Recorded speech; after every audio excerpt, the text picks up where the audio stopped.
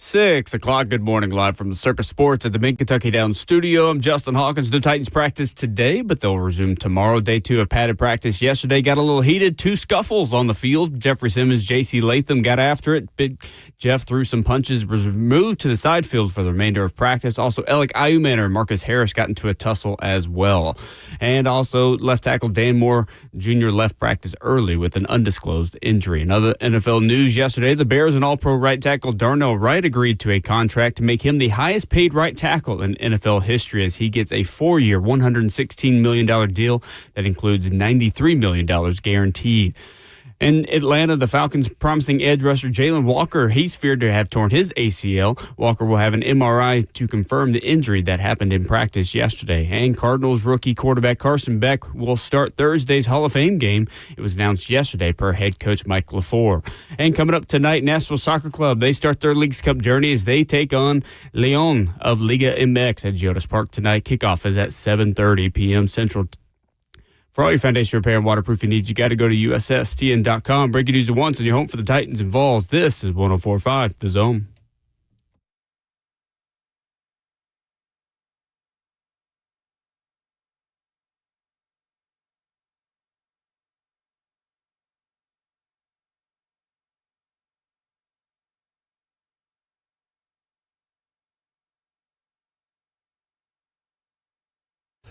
Tempers flared, pads popped, rockets were thrown over the top of the Titans defense, and 2 days of padded practices came to an end yesterday at the Vanderbilt Health Football Center. We are back in studio here to recap it all with you on Ramon and Will. 615-737-1045 is our number. We stream the show live on 104.5 The Zone TV, Facebook Live, YouTube, Twitter, or Twitch. If anyone gets heated in this studio, first of all, something's very wrong. And secondly, what is the equivalent of the side field that we would get thrown into? Well, we used to just call it Muscle Beach because there's nothing good that happens over there at all, Will. Not even a little bit. It's just pure work is what happens at Muscle Beach. So that's what we'll call it. It sounds fun. Someone will get sent to the side studio to do the rest of the show if something really gets out of hand. What do we, the side cart? 104.5 The Zone. You get no control in the side cart. How about that? Remote Foster, Will Bowling, Justin Hawkins, our producer, back in studio. Good morning, gentlemen. Justin, did you miss our faces? I sure did. It's so good to see you guys. I walked in this morning, his eyes got big for a second. I felt like Baby T-Hawk for a second. Like we were both early today. We were. You were early today. Yeah, y'all both were only a little bit closer to 6 o'clock. Today, it was like, wow. Yeah, I'm going to be honest with you. Today felt like you went off to college for a while and like you're happy to be back home. Like, yeah, we got a little laundry in the back that's got to be done before we leave. Definitely do.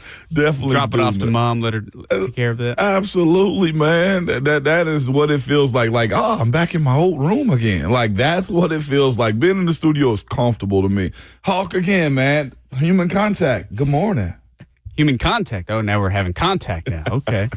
At this Pads point, are popping on the field, and we're having some contact in here. That's interesting. Hey, listen to me. I'm here for it. Emotionally, we are, man.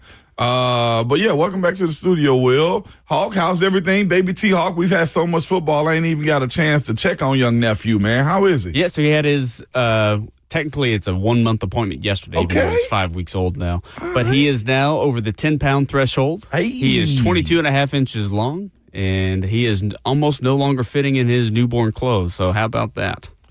That, now that you said that, that is a great pivot for me to give you some real good insight. Do not, and I mean by any means, buy expensive clothes for your baby. If you're doing not worth it. They grow so much. Clothes or shoes, really. Yeah. Or shoes. Like, man, we were buying RJ and Miles, like little Jordans and like all kind of cool little Nikes and stuff. Man, you're not even going to want to put them on because baby ankles are soft, okay? You don't want to put on those shoes like that. Baby ankles are soft, okay. Putting on a baby shoe is so hard. Like, it's just so hard. And don't even, like, you can buy them one pair of nice shoes, Hawk. That's all I will give you. One pair of nice shoes. Anything else, man, go to Children's Place or Target or some discount place. Oh, there's a consignment place out in Murfreesboro. Yes. Kid to kid. Yes. Whatever. Yeah, do just that. go home, wash your clothes. Yeah. Do that. And do those types of things. He's got 4 pairs of shoes. Cannot fit in either of them yet. So that's what I'm talking about, man. Glad to see you keep the studio in check while we were gone, too. I was expecting, my sound was all the way low. It was on 0 over here. I don't know why anybody had, my headsets on mute, but studio's fine. Got some coffee this morning. Didn't even have to steal it. We're good to go this morning. Nobody's stealing coffee over there. We're not. You are the color analyst for Titans Radio. That is your home. That is your house. It is. That facility. It does. Maybe I'm the one that when you're like, hey, come here, I'll get you a cup of coffee. Maybe I'm the one thieving, but don't throw me under the bus. I do. You're not stealing. You're a guest of mine. Because in your head, you're throwing yourself under the bus with me, so it's okay. But in reality, that's not at all what's happening. I'm the only one getting trampled by the four wheels here. You're right. It just feels better when it feels like we're on a mission. How dare you? Yeah, it feels better when we're on a mission. It does, says for Titan employees. I am a Titan employee out here, so we go to and the I technically am too, but you're the analyst. I'm in there. You're an employee. You're the capital E employee. By the way, man, I'm like lowercase 6-point font employee.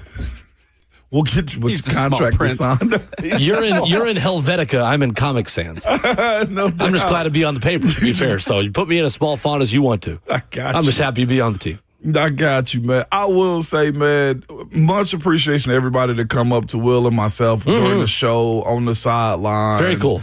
And still thank you guys for all the congratulations for the cuddle analyst job and stuff that's still coming up, man. We shaking more hands, kiss more babies, and talk more football. And I feel like almost anybody as of late. So appreciate y'all. It's been fun. Camp is camp. I enjoy it. I genuinely do. It's been really cool. It's been really cool. It feels like our football conversations just continue after the show. Yeah. The same things we're talking about on air, we're just talking about with so many of you people that come up and say hello to us at the SeatGeek Terrace. And I say you people affectionately, not meanly. Absolutely. Please come say hey to us. We got to find a third person, too, by the way. I don't know who we're stealing, okay, as I talk about stealing this morning. But Cruel might have to come in because they got Zeph, okay, out there just holding, setting up a tripod to shoot video haul. They do. You deserve to be out there with us, okay? Keldrick Falk is on the show today at 7:20, and there is no video component to it. No, it's not. Joseph Bonanno was busy with 3 inches. Sometimes I wonder what they're out there for. We got, me too. I need exactly to go talk that. to Paul. Yeah. We need a third person is all I'm saying. You deserve to be out there with us. We got Zeph out there. We got Bird out there. And the downstairs crew isn't used to us being out anywhere, so they don't have to deal with us very often. Exactly. Y'all are here? Wow, cool. We are a trio, and we got to get Hawk out, okay? Exactly. I don't even think they know we got a third person on this show sometimes. It just feels that way. I mean, do they know there are 2 people on the show You sometimes? run your own show. Exactly. Yeah, we're talking about them this morning. I'm not holding back at all, Somebody okay? just goes to the side studio. There's a lot of other complaints I got. I need to be going to the office about, okay? I got a few more complaints I need to express out here. I need to start putting my foot down out here and drawing a line in the sand for a couple of things out here. I can tell so serious. Ramon, as the music was playing this morning, goes, all right, coffee. All right, caffeine, kick in. Spoiler alert, it's kicked in. It's kicked in this morning, man. Maybe it kicked in yesterday for Jeffrey Simmons, who was separated on day 1 of pads on the second play of practice with J.C. Latham. Yeah. Had to be separated again, this time on the 4th play of practice. The way I saw it, Jeffrey Simmons' original issue was with Austin Schlottman. Jeffrey Simmons came barreling in. Let me rephrase that. J.C. Latham came barreling in to separate it, and that's what set off a little skirmish. I don't like calling this stuff a fight. It ain't a fight. It wasn't a fight until a punch was thrown at the end of it. But a fight to me is like everybody's throwing punches, everybody's fighting, everybody's being peeled off the ground. Let's just call this what it is. It was a skirmish. How many different words can I use to describe what this conflict was Tussling. by the end of the show? It was a fracas, yesterday at Titans training camp. Wasn't a fight. Disagreement. Jeffrey Simmons tried to fight at the end of this. He threw a punch or 2. That's why he was thrown out of practice and put on the side field. Ramon, how much does stuff like this happen at training camp? Every year it happens. It happens wide receivers, DBs. It mostly happens in this scenario that we're watching right now. This scenario in which the Titans have, and I'll speak about the dynamics of how I feel about it in a second, but this scenario is this. If listeners, if we are to talk about the Tennessee Titans O-line and D-line, who would you say publicly is perceived as the big dogs? The two guys who were fighting yesterday, J.C. Latham and Jeffrey Simmons. But like units-wise, defensive line or offensive line, who would you say is probably the big? From my perspective, I would say both. They're both big guys. But I would say perception-wise, just off reputation, it's probably the defense. On this team or just in general? On this team is what I mean. Defensive line sets the tone for this team. Exactly. And I think the way we've spoken about the defensive line has been like the defense is going to help the offensive line. Well, it's the strength of the team. It is. The defensive line. And that's why I think this tension has kind of been boiling since, I'll be honest with you, with no pads on. Like the first 4 days has kind of been leading to this. And I look at this and say, when you have a side of the ball that's more prominent, and I will say it like that, more prominent than the offensive side feel like they got to go prove themselves. And that's all right, because that's how we sharpen ourselves. That's how we get better. That's how those challenges of respect get engaged is, okay, I got to go show the other side of the ball. And I'm okay with that. What I will say is this: in the first 2 days in pads, we have seen a couple of guys, one being JC, bark. He's been going at it. He's been trying to set the stage for, look, we're not your punks over here. You're not going to bully us. We're not getting stuffed in the locker. And I'm okay with that with JC. I said it yesterday on our show. I think it was necessary that JC get to a point in which he's out front with this guy. We've been questioning who's going to be the out front guy. We kind of went through it the other day. We've been talking about it since the beginning of last season. And good old L's, they have an out front guy. Lane Johnson has been that for the Eagles for a while. Deion Dawkins is that for the Bills, right? Like, we know who the out front guys are. When you look at these groups of offensive linemen, there has to be one. You got to have your cerebral guy. I mean, any team in any sport needs an enforcer to protect your stars. Absolutely. Yeah. And I even brought it up yesterday before practice started. I was just looking at the guys. I don't see Dan being that guy. He's a great, remember I told you, he's a great classroom guy. And then here he is mixing it And up. here he is as well. I'm okay with that. And he left practice with an injury yesterday, not because he was fighting. Comment on YouTube is a very common one that we see on Twitter, we see on YouTube, we get in conversations that we have, where somebody says, Jeffrey Simmons needs to grow up if he intends to be a leader. He seems to always be in fights. He always makes a lot of horrible penalties. I mean, you can be a leader and get in training camp fights. The two are not mutually exclusive. That does not minimize how frustrating this is, especially when you and I were talking yesterday, like, wow, Jeffrey had a couple of opportunities to get in some skirmishes on the first day of pads, and maybe he's showing some growth. That didn't happen. All we had to do was wait a day. All we had to do was wait a day.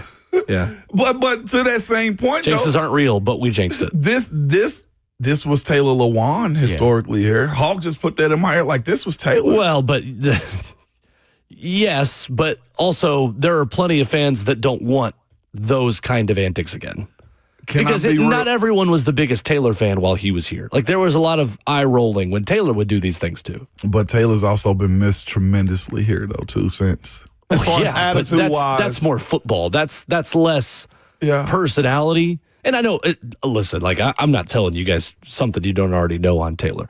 Taylor Lewan and Will Compton have done a great job with busting with the boys. This is not personal criticism for me. Like I have no issue with Taylor. But to your point of like, oh, well, it was okay when Taylor was doing it. No, it wasn't. It was not okay when Taylor was doing it.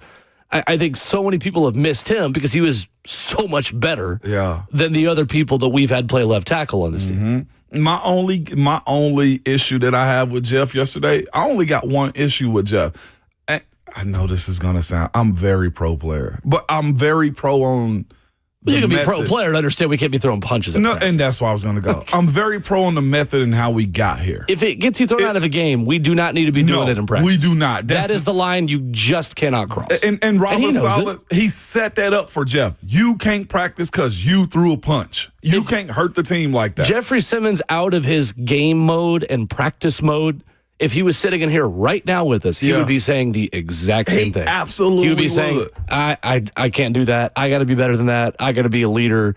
People are looking up to me 100%. When his switch is flipped on, there's just a little bit of a different kind of mentality. It is. And he's not the only one. He just goes a little bit further than everyone else. And see, everything else, the punch is a non-football act. You can't have that. Not even a little bit. And that's what I was going to say. That's the only thing I got against what Jeff did yesterday was the punch at the end. And he would tell you that, and the coaches acknowledge that. And what Coach Sala and their staff did to Jeff after that showed him the consequences of throwing punches out there. Because here's the thing. If he's going to run hot, somebody's going to try you in the game. Yep. And now you need to learn how to suppress that as well. But again, I will say this.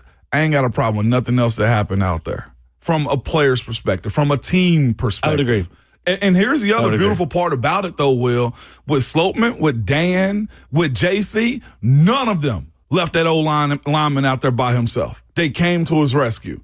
If I'm in that offensive line meeting room, who didn't show up?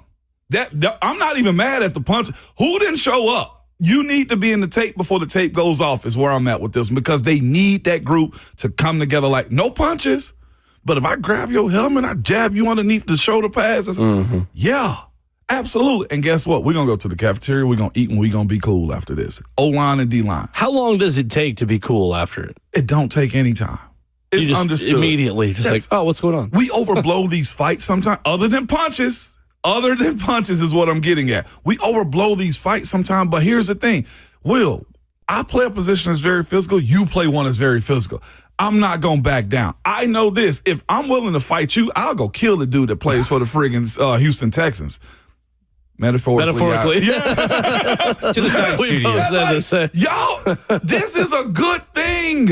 We've been asking for this O-line to have some Other life. than the punches. Other than the punches. Yeah. We got to keep saying that. If I'm going to fight my teammate, one, Jeff, like this, they've been testing Jeff, and you've seen it and I've seen it too. Like last week, Jeff got knocked to the ground hard.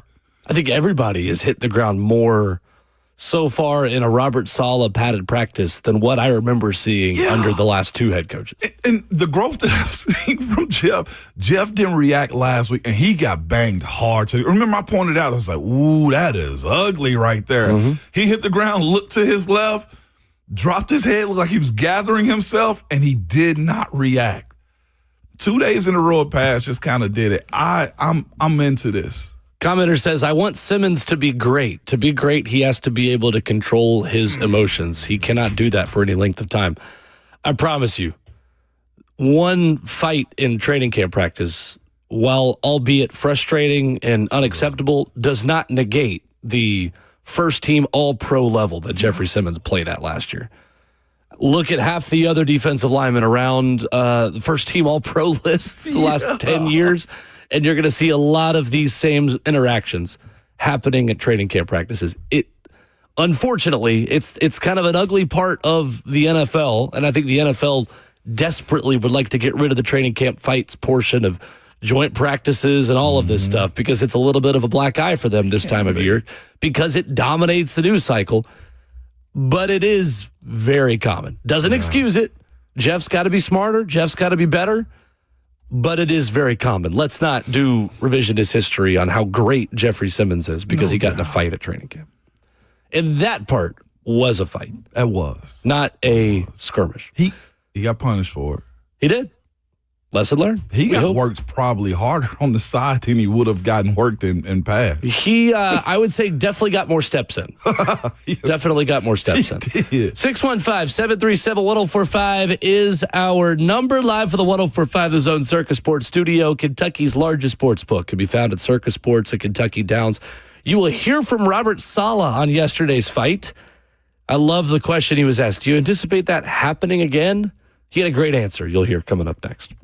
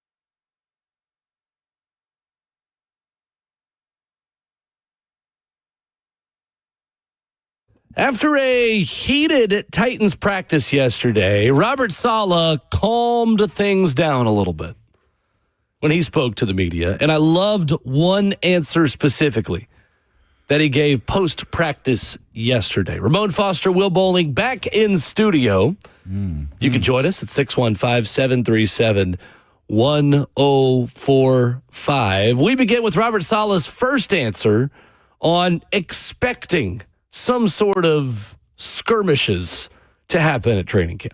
No, they did a good job. It's the second day of pads. It's hot. It's muggy. You're expecting it, especially with the way the O-line and D-line get after it. And so it's just a reminder that we got work to do. It's okay. I got brothers. We fight all the time. But at the end of the day, we're still take care of one another, make sure we're getting the work on that we need to get. Did Jeff leave practice on his own, or did you tell him? No, our policy is if you throw a punch, you're ejected in the game. Same thing with practice. If you throw a punch, you're out of practice. But rather than going to the locker room, he went to the other fields. He still got his work in. So the projected reps and the work that he would have got in, he got in off to the side. Robert Saleh asked about violence and the overall mentality for his defense. He says they want to toe the line of violence. That's always, Jeff, our O-line and D-lines, we want them playing with edge.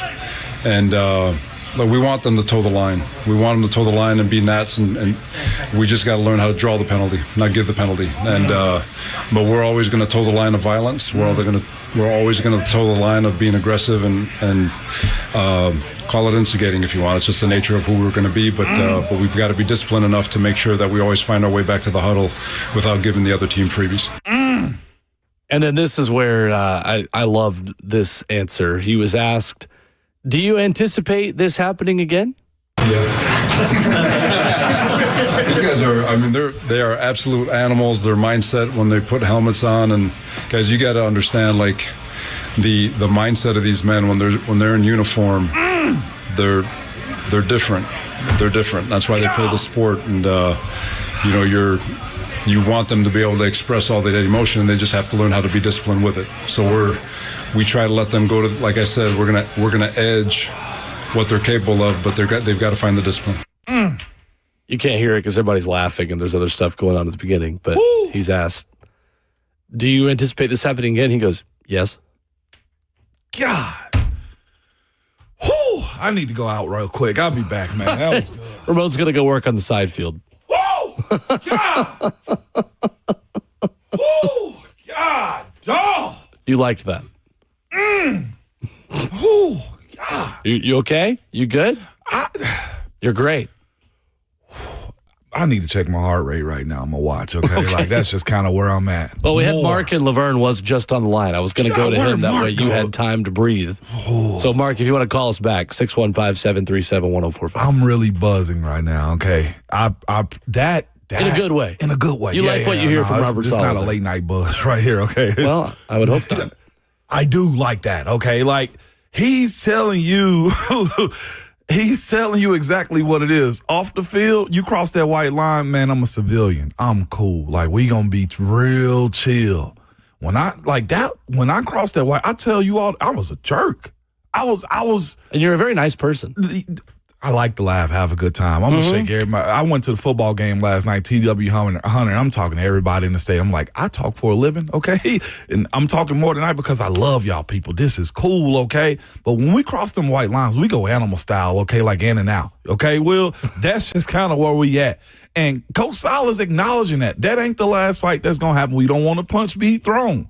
But when you're trying to build a tough team, and this I'm actually shocked that the pushback is so heavy on this a little bit from a little bit of the fan base, because last year I feel like when we looked at the style of Coach Brian Callahan, like, I feel like the fan base called it soft. I feel like the operation just wasn't clean. You got a coach right now that's telling you, man, whoa, he ain't got to tell nobody sick him. And he's also telling you, like, we're going to play with that edge. I'm going to touch the line from time to time. But we want to draw the penalties and not give the penalties. Like, all the stuff that he's saying is how you build a mentality of a squad of, like, this is the Tennessee Titans right here. It's going to be a fight every time that you play us. We might lose a game or two or four. but you're going to feel us every single game. You better go to the cold tubs after this. And that's how it's starting right now. Had it not been for the punch being thrown in practice, and Jeff, he was reprimanded for that. He was kicked out of practice because that is a rule in the NFL. Trust me, as somebody that had to deal with those fines, okay?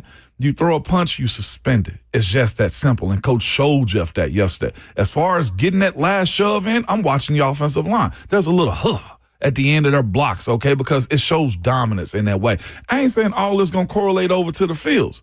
But what I'm telling you is you're creating a mentality of what it takes to be a damn Tennessee Titan.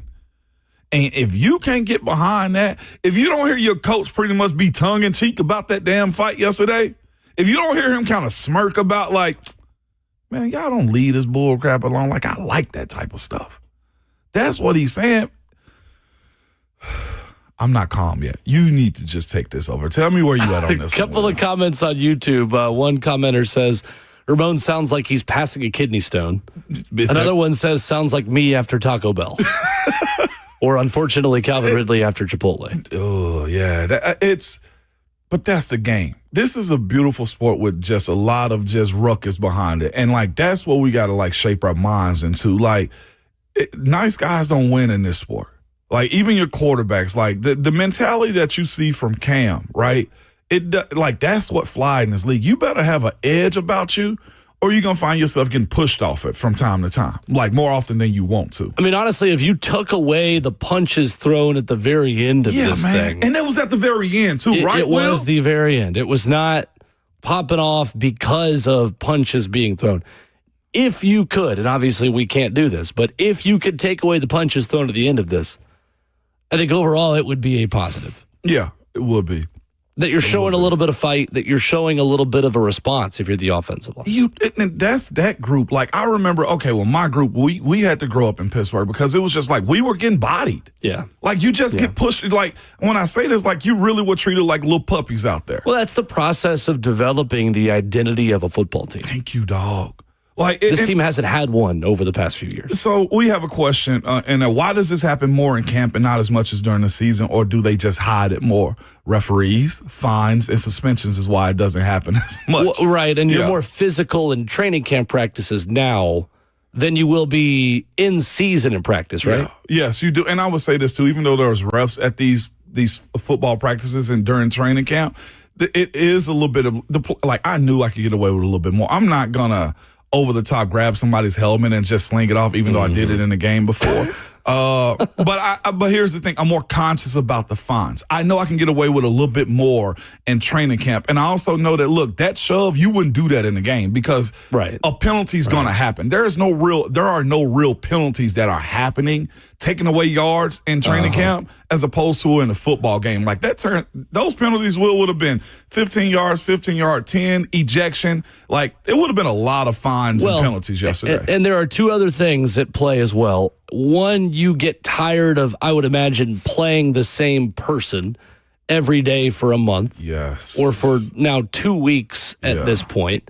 Whereas during the season, you are going up against a different opponent every day. Yeah. And secondly, you're trying to take somebody's job in some cases. It's that, too. And once you get in the regular season, those jobs have typically been handed out. And at practice, you're not going to do much that's going to change your job or the guys next to you's job. And then the last part is you do think of your teammates. Like, I'm battling against you. Right now, they're your opponent. Yeah. In season, they're your teammates. But you also, some do, like, you're supposed to be my friend.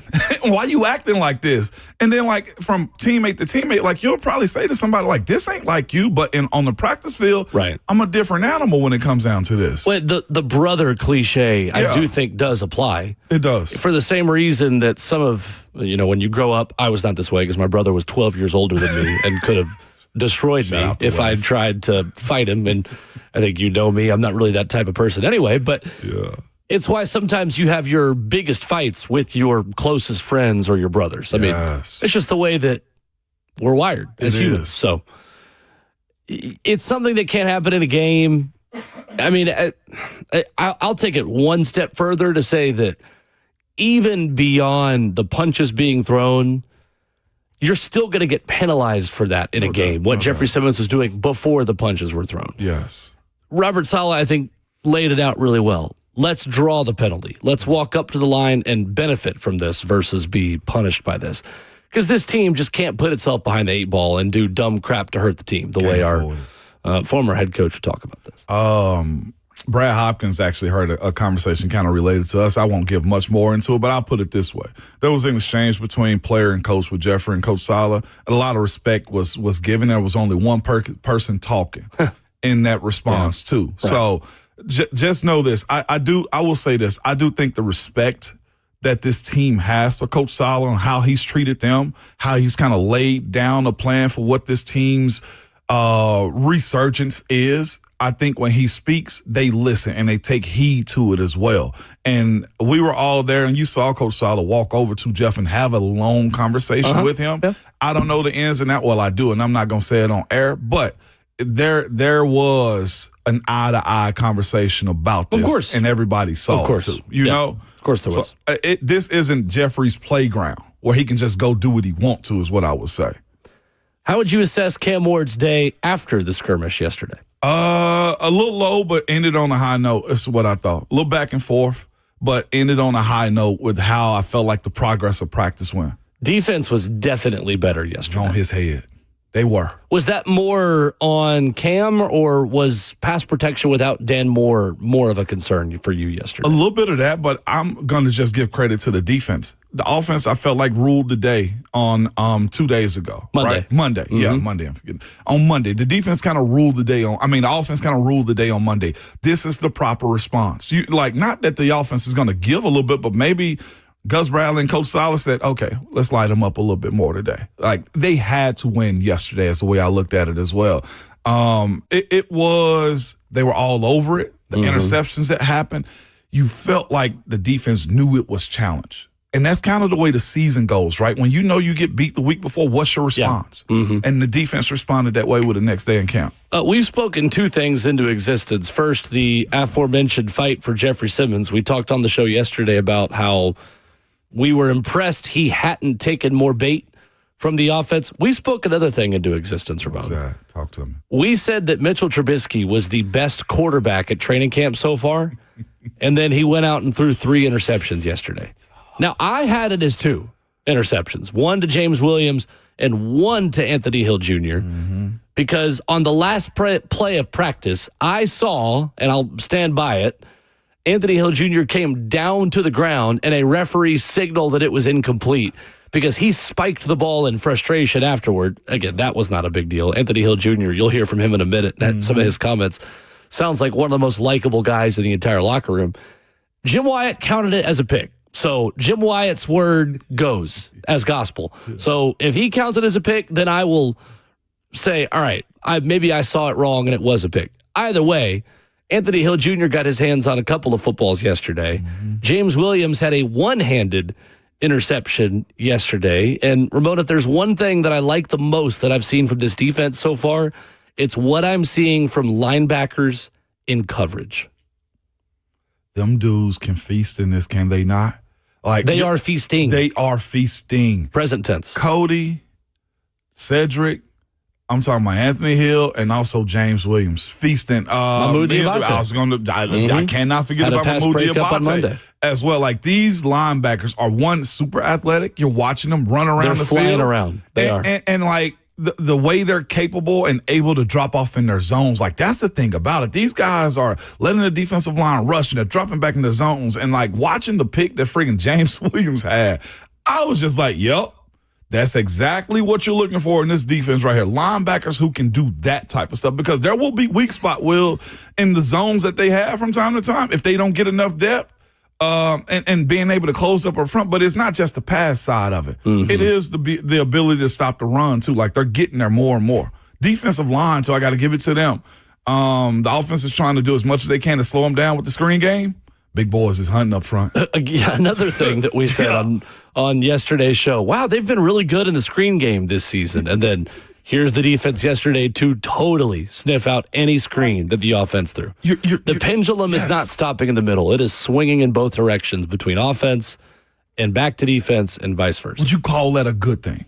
Absolutely. Okay, all right. Yes, I don't said- think you want one side of the ball ever totally dominating in camp practices. And like I said, come and said, Cam looks not good. And I'm thinking to myself, but like, this is the support that Cam needs defensively and the challenges as well. Like, there are going to be some days that he gets got. I think Cam has looked fine. Yeah. I don't think he's looked outstanding. I also don't think he's looked bad and not good. I think he's just been fine. Because I want to talk about the best throw that I've maybe ever seen him make that we also watched yesterday. I throw another quarterback in there had 2 good ones to the same person yesterday, too. Well, there's only one quarterback we've not mentioned who plays team periods. His name is William Levis. He had some good stuff yesterday, too. And we'll talk about that coming up next.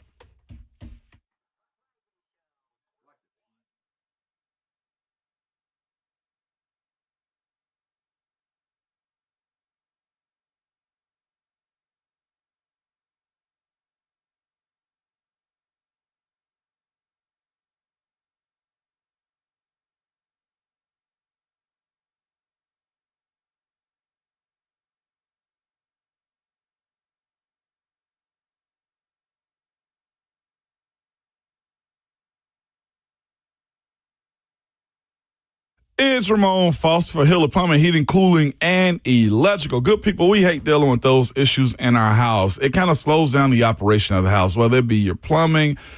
This time of year, HVAC is just unacceptable if you have issues with that or an electrical emergency. Me personally, I'm not messing with the electrical stuff. I've seen too many movies where people get shocked, which is why I reach out to Hiller, man. Most of the time with those issues, you don't know what it will cost you if it'll get fixed right or if somebody's trying to sell you something you don't need. When you call Hiller, they're experts, they solve your problems quickly. And the price you chose is the price that you actually pay.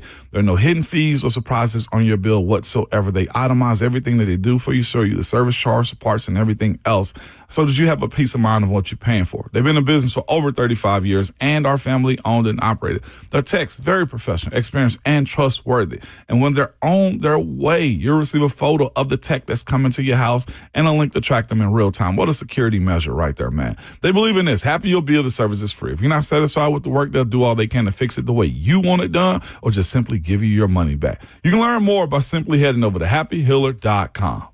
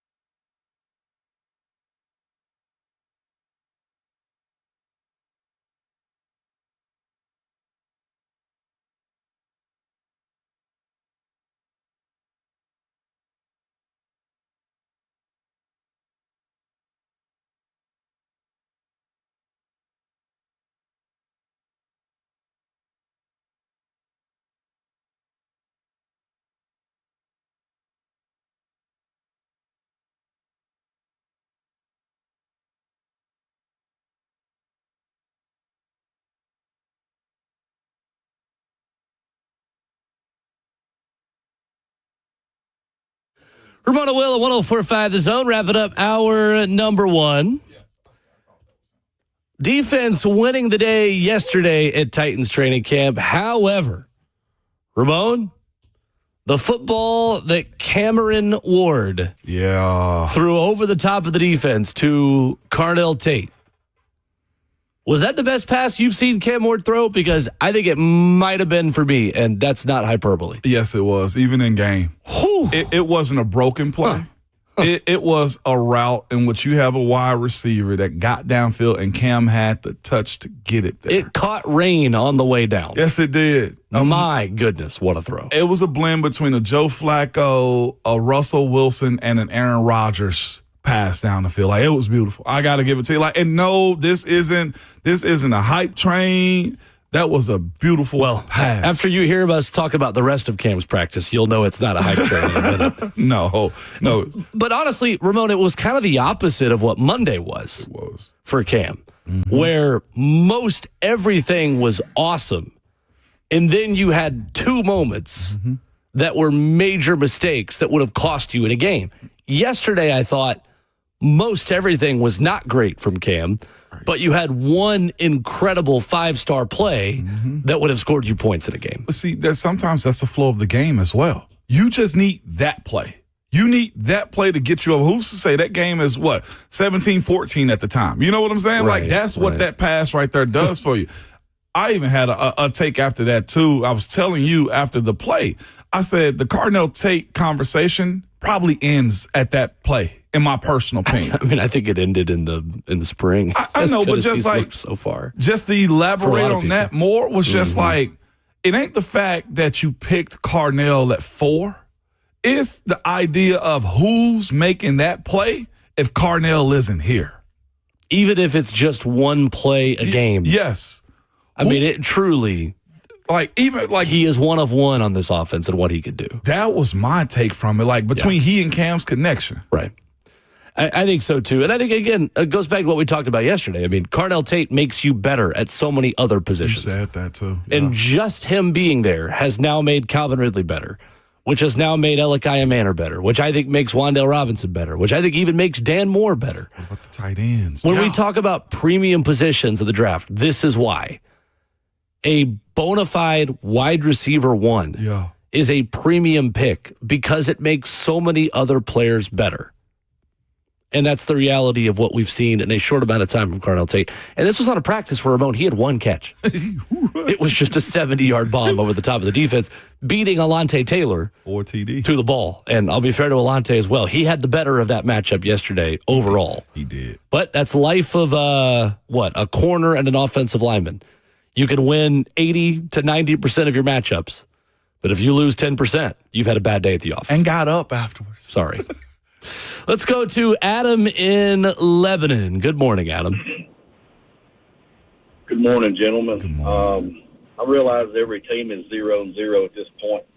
Everybody thinks they look good in training camp and they're Super Bowl bound, but you know how that doesn't always work on the field during regular season games. But I guess my question to you guys, and what you've seen in a short training camp with a Robert Saleh-led football team versus a couple years of Brian Callahan-led football teams during training camp, do you see anything that would give Titans fans optimism on what the year could actually look like?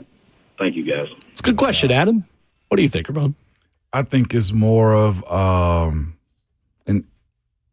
what's the words I'm looking for? The way I kind of look at this, edgy direction. It's the way I kind of categorize what Robert Saleh is doing. I think you're going to know who this team is and what they want to do. I felt like looking at the last couple of years, and I like Callie. Callie's a solid dude, I think, as a person. I think that's also part of the problem. Yes. Sometimes. And I felt like last year was more of a cooperation. Like, oh, yeah, we're going to do this thing so that it all helps us win. Like, you're hearing and watching Coach Saleh's coaches, like his assistant coaches, the position coaches, push these guys, drive these guys, like, command a lot from him. I saw after the play, it was an interception one time, if I'm not mistaken, but watching not just your position coach, but out of position coach, like coach other guys. And it was Carmona running to the sideline or trying to run down an interception. and didn't make it, but you saw Coach Randy Jordan run up to Carmona. I love that type of stuff. Like, you see them pushing each other more than just, hey, I got to get you better. It's a collection of coaches that I feel like that are challenging in a football way more than I feel like you saw with Cali. It was, let's not mess this thing up. I don't want to overpromise about a team that's won 6 games in 2 years, Absolutely but I not. do think there's optimism that they're moving in the right direction and that there is a direction. I think that's a great place to start. Where are you trying to go? Yeah. What kind of team are you trying to be? Well, they are a very fast and violent defense. Mm-hmm. Adam, I would say there's optimism that I think this defense could be pretty good. That's where I would start. Yeah. I think the optimism about where the franchise is going really hinges on Cam Ward. And until we see live reps, real football, not on a practice field played, I'm hesitant to promise much of anything about this football team. That's kind of where I'm at this point. I think the defense has a chance to be all right. Mm-hmm. But I don't think I've seen enough yet to tell you that I have a massive amount of optimism about this team being worlds better than it was last year. I think on paper they are. Right. Games aren't played on paper. I will say, How does it all come together? Hopefully you feel better about what it looks like in stadiums.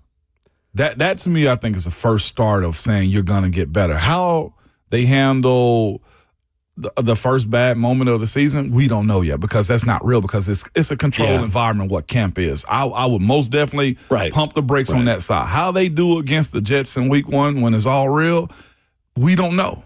I wish I could give you a better answer, Adam, but right now the optimism I feel is defensively and then a lot of we'll see on the offense. The optimism that I feel is there feels like there's order. I would agree with that. Like that Yeah, and I would agree with that. And that's probably about as far as that's the reason I got so hype about the solid comment on the fighting. I think the floor has certainly been raised of the bottom level of what this team could be this year. Question is, how high is the ceiling? I don't know the answer to that yet. We don't know. Yeah. We do not. We're going to find out, though. But, yeah, I mean, look, long story short, I do think there's a little bit of optimism that this team has a direction and is going to be, A, more fun to watch, and B, better than it was last year and the year before. Just be there. Bryce Oliver, 2 big plays downfield on great throws from Will Levis yesterday. Wow. Is Bryce Oliver becoming more in pen/Sharpie on this 53-man roster for you? I feel like he's getting there. Plus, he possesses a world of knowledge on special teams, too. Coach Fossil really likes him. So it's that side of it as well. But as far as playing his position, he's shown that he's got the ability to get behind not 1 but 2 guys. He did that twice from passes from Will Levis, okay? Yeah. Like that, his deep ball was elite yesterday, I felt. And he's got a battle against KJ Osborne. Right now, advantage Bryce Oliver. Yeah. I'm putting Bryce Oliver's name in erasable ink. A step above pencil, a step below Sharpie. But I'm at least putting it in ink that I could maybe erase if I needed to. Or maybe I just have whiteout next to me. Yeah. But I'm still writing Bryce Oliver's name in pen on this team. I think he's put himself in a great position because he's making contested catches deep downfield over and over and over. Yes, he is, man. Yeah. So as much as we talked about Levis the other day, he had some good stuff yesterday. Cannot push back on that one. He had 2 great throws. He did. Specifically on those plays. And had a nice little little bootleg, and he just kind of soireed into the end zone as well.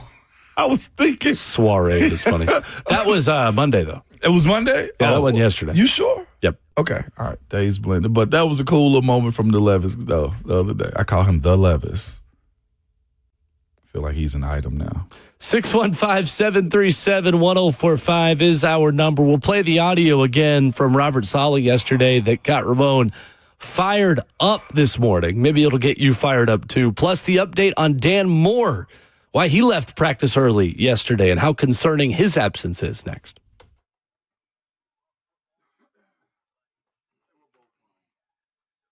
A day at the spa, the perfect gift for birthdays, anniversaries, or any occasion.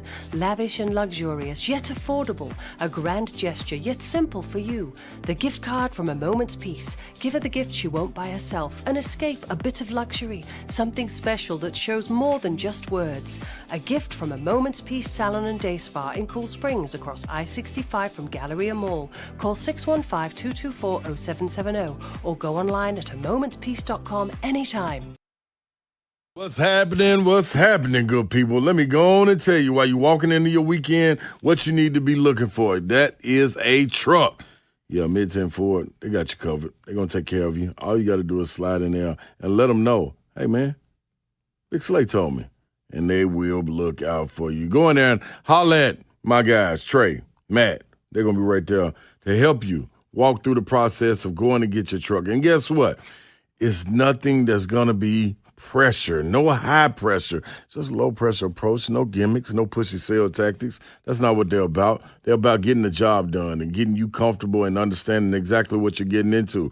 It's a one-stop shop. If you need service, Mid-10 Ford, they got you covered. They are the ones you need to be looking for. When it comes to the right vehicle, they got you covered. Even a body shop, service, financing, sales, they got it, all of that. All you got to do is go to 1319 Foster Avenue. Visit mid10fordtrucks.com.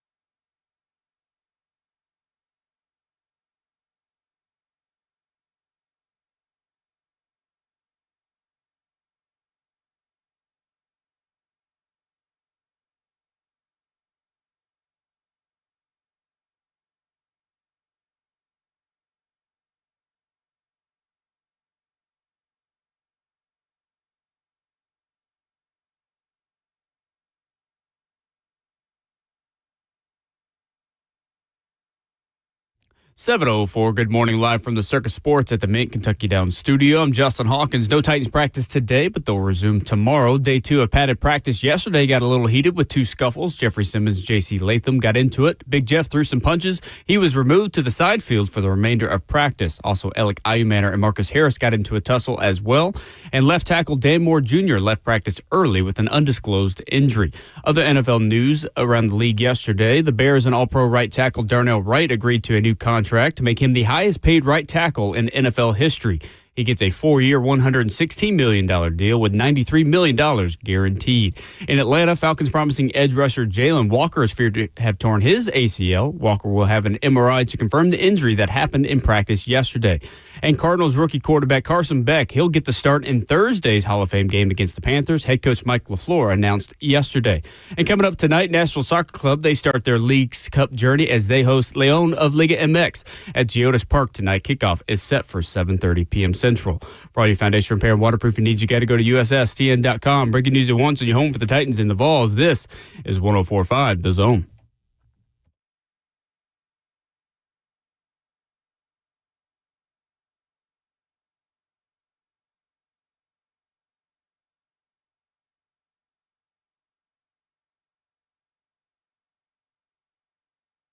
Away we go into hour number 2 on your Wednesday morning edition of Ramon and Will. Coming up in 15 minutes, a visit with Tennessee Titans first-round pick Keldrick Falk here on the show. You will hear from Cordell Volson and Anthony Hill Jr. later on as well. Rhett Bryan will be here at 9 o'clock to talk you through the latest developments at training camp as we talk to you in studio once again this morning. He is Ramon Foster, Justin Hawkins, our producer. My name is Will Bowling. 615-737-1045 is our number. You could make us very happy people. You could make us very, very happy to be at work this morning by just going to the YouTube channel, youtube.com/1045 The Zone TV.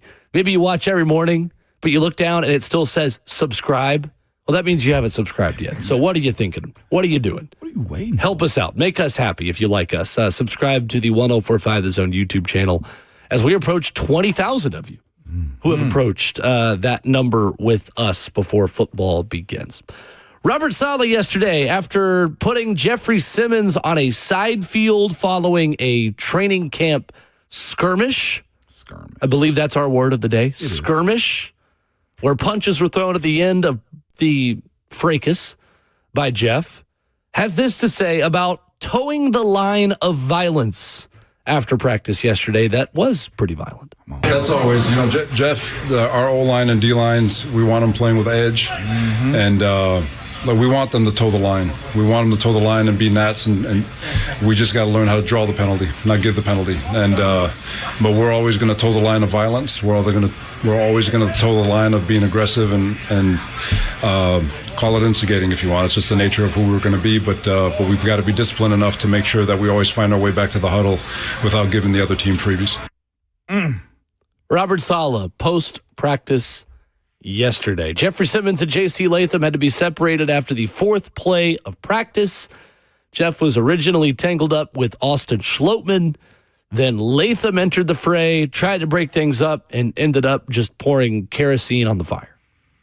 A fire that ended with punches being thrown by Jeffrey Simmons. Absolutely. Absolutely. Coach Saleh said, we want to toe the line of violence, and we worried about a little skirmish that happened yesterday. Jeff was punished. He got sent over to the side. He couldn't practice. He ran more, I think, and he had about 5 to 18 coaches around him instructing him on what to do on the side. Like, he had no real plays off. He did sprints, D-line. He did everything possible other than practice. They made him suffer in silence over there while his team watched him work over there as a solo show. Because, again, when you throw a punch in NFL games, Coach Saleh is 100% right. You going to get up out of here. There's no ifs, ands, or buts about it. And then the other part, though, too, that I'm hoping he's teaching Jeff is your asset are your hands. You can't break a fist. You can't break a knuckle trying to punch somebody in those moments right there. So he showed him early in camp, and also the respect factor of it as well. Besides that, here's where I stand on it. I personally don't have a problem other than the punch. O-line and D-line, I ain't going to say they're supposed to fight, but they usually do fight. They just happen to do it more than any other group. The two biggest groups that hit each and every play. This type of stuff happens in training camp because it's an everyday thing. I just get tired of you sometimes. Or I remember yesterday that you got me in the ribs when that was a little bit too far. And I got to get my lick back. And to be quite honest with you, I think it was JC that kind of said it. You said last week. He said that publicly, didn't he? What did JC kind of just paraphrasing him a little bit last week about him stepping up to the plate? Yeah, I think it was just more like we're tired of hearing it, right? Like we're just ready to kind of get our response to all the talk from the defensive line. Mm-hmm. So you see the mentality. I think this O-line kind of baited them. They won the bait test yesterday. They called a big fish yesterday. His name was Jeffrey Simmons.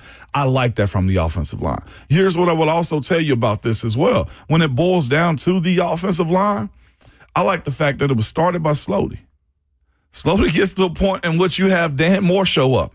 And then JC shows up. JC was the one, I think, that he and Jeff yesterday or on Monday agitated each other. They got face-to-face, then smelling each other breath mints. Okay? So, of course, they have this back and forth. When you're looking at your O-line group, there has to be one of these types of guys in there. And consistently so far in training camp, and I hope he stays healthy, JC's been that guy that said, no, I'm speaking up for all my big dogs. But on top of that, that group showed up. They didn't leave Slody by himself. They did not let Dan go in there by himself. You had all of those guys show up to defend the Slopeman's defense right there, his honor. Yeah, right. When he was getting pushed around like that, however it happened. I think actually JC's comments are more in reference to there's no sympathy when you mess up. I think it was more in personal response to himself more so than it was anything the defensive line said. So I may have missed kind of the context of some of his comments there. But regardless, when Jermaine Johnson steps up there last week and says, this offense isn't ready for what we're bringing to them when pads come on, of course you're going to have some kind of response to it on the practice field. Absolutely. And they've been going at it, man. I will say this. I feel more than anything, this is iron sharpening irons, the old cliche that we have. Like, it really does feel and look like it as well. Biblical. It's a proverb. It is, man. And, like, they're getting to it. This little skirmish that they had yesterday, I just think is step one in them gaining more respect for one another and knowing that, look, if I'll fight you, whoever's on the other side of those white lines, whenever we snap the ball, whoever's on the other side of the football, they don't stand a chance because I know what I'm willing to do against them. And then the other side, too, that this adds to it, Jeff has to look at this offensive line. If they do have a moment in which they're getting pushed around in game, y'all act tougher against us. Go do that same stuff to them dudes that are wearing the opposite jersey. Like, it creates that. Like, fighting doesn't just end. It is an entire season-long mindset, at least, where it boils down to what are you willing to do to go win? I mean, Saleh said it on Monday. There is someone trying to take your job. Yeah. They're trying to take food off of your table. Yes. Every Sunday when you line up in the NFL. And he even went into detail saying, Matt LaFleur is my best friend, but if we ever get the chance to play the Packers while both of us are head coaches at our respective places, I'm trying to take all the food off his table. I'm trying to take everything from him that week. It makes sense. I know the common suspect in all of this is Jeff and people of their mindset. I'm just tired of Jeff doing it. That attitude has gotten him to where he is right now. It's gotten you at least nationally where you have one respected guy that the national media speaks about often when you mention the Tennessee Titans. The important thing is let's get that attitude within the echo of the whistle. No doubt. And leave at practice, leave in training camp, things that would A, get you thrown out of the football game, and B, get you a 15-yard penalty. Sure. And there are times, last year in San Francisco, an example of it, where there are times where Jeffrey Simmons' 15-yard penalties are extending drives and costing this team points. Yeah. It just can't happen. No. As the leader of the football organization that wears a helmet. I mean, Jeffrey Simmons is the face of this franchise. He's got to be better in moments like this. There's no question. We've got to have a way to leave this stuff out and still get the aggression and the violence between the echo of the whistle. Am I overly concerned about it? No. No. Is Jeff? I would say probably not also. Because, again, he knows.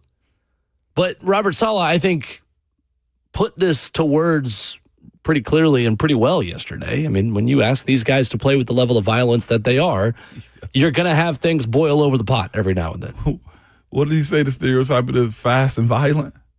Like, that's what you're getting. Like, he's painted that picture for him. And I personally don't have a problem with, other than the idea of he could have broken the knuckle by punching the hell. I have a problem with the punches. The punch. I do. The punch. I do. Most definitely. This defense can't afford to have him ejected from a game. Or playing with a club on his hand. You know what I'm saying? Like, that's not the best version of him.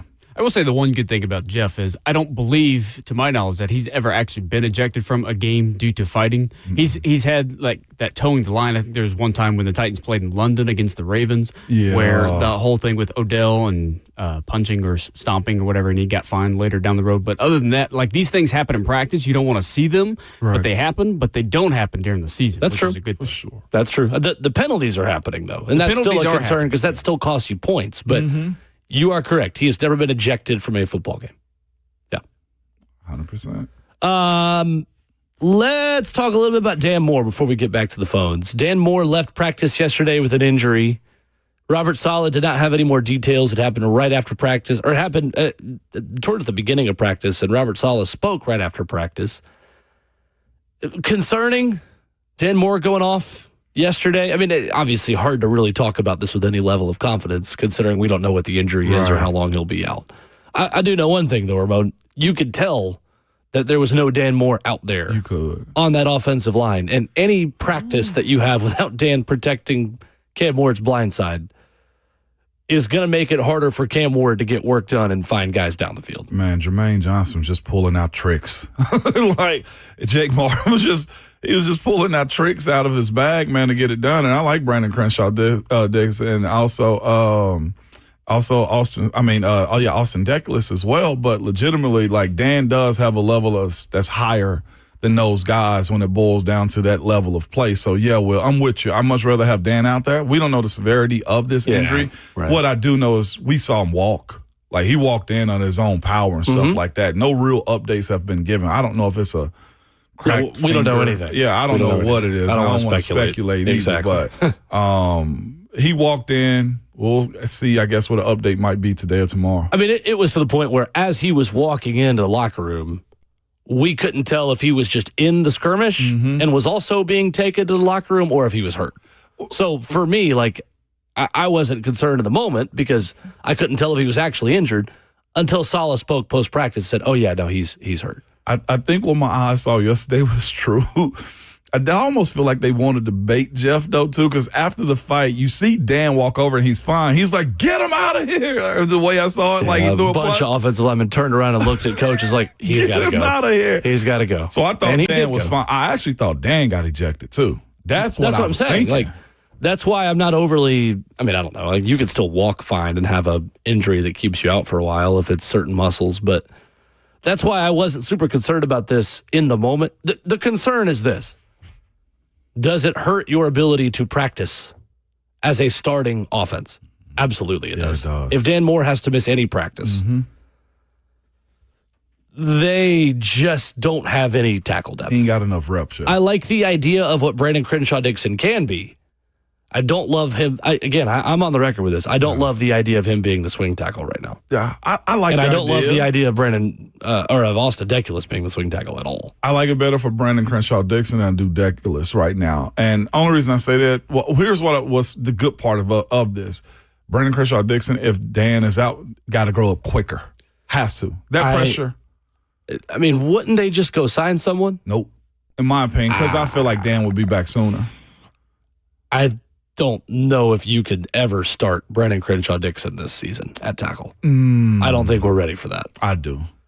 I'm riding with that. I've not seen nearly enough to say, all right, go out there, young man. You're protecting Cam Ward, the most important player on this football team. I have a lot more hesitation about that. I would go sign somebody before I put Brandon Crenshaw Dixon out there to start a football game in the regular season. I most definitely would let him ride because, again, with this offense, like, you got to think they're doing the entire script in which they're thinking Dan is going to be in.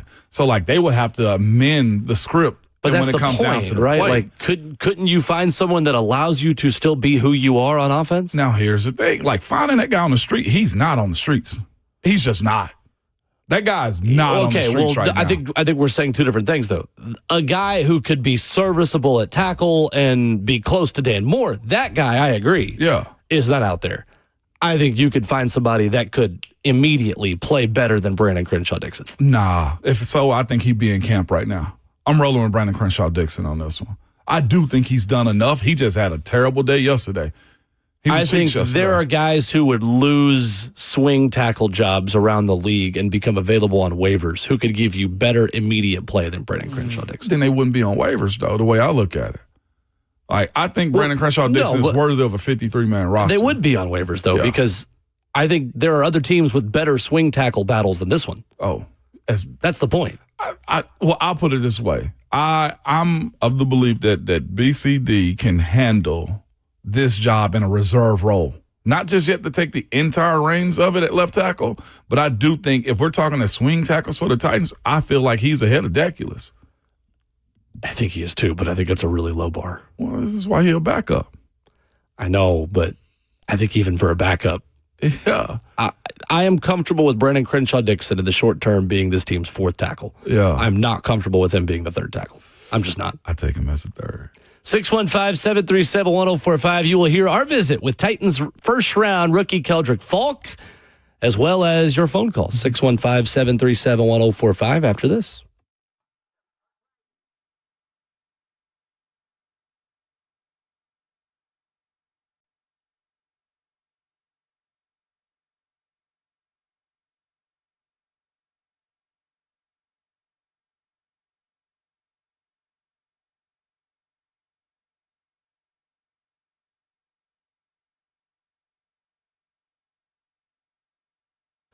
Is your home's air conditioning keeping up this summer? What's going on? It's Will Bowling. Lee Company has you covered. Lee Company's team of professional technicians will give your home's AC a tune-up as well as seasonal cleaning and maintenance to help you stay ahead of the heat and humidity outside. Don't let your AC fail this summer. Head on over to leecompany.com to schedule your appointment today. That's leecompany.com for the business that has over 80 years of experience serving Middle Tennessee. Hey, maybe that AC unit at your home has already failed over this summer and you've been putting it off. When the temperatures get up close to the triple digits, that feels like temperature outside. You know when you get home that it's going to be hot air in your home. Make sure you get Lee Company out there to take care of things for you before that next big heat wave in Middle Tennessee. Head online to leecompany.com to schedule your appointment today. That's Lee Company, all you need.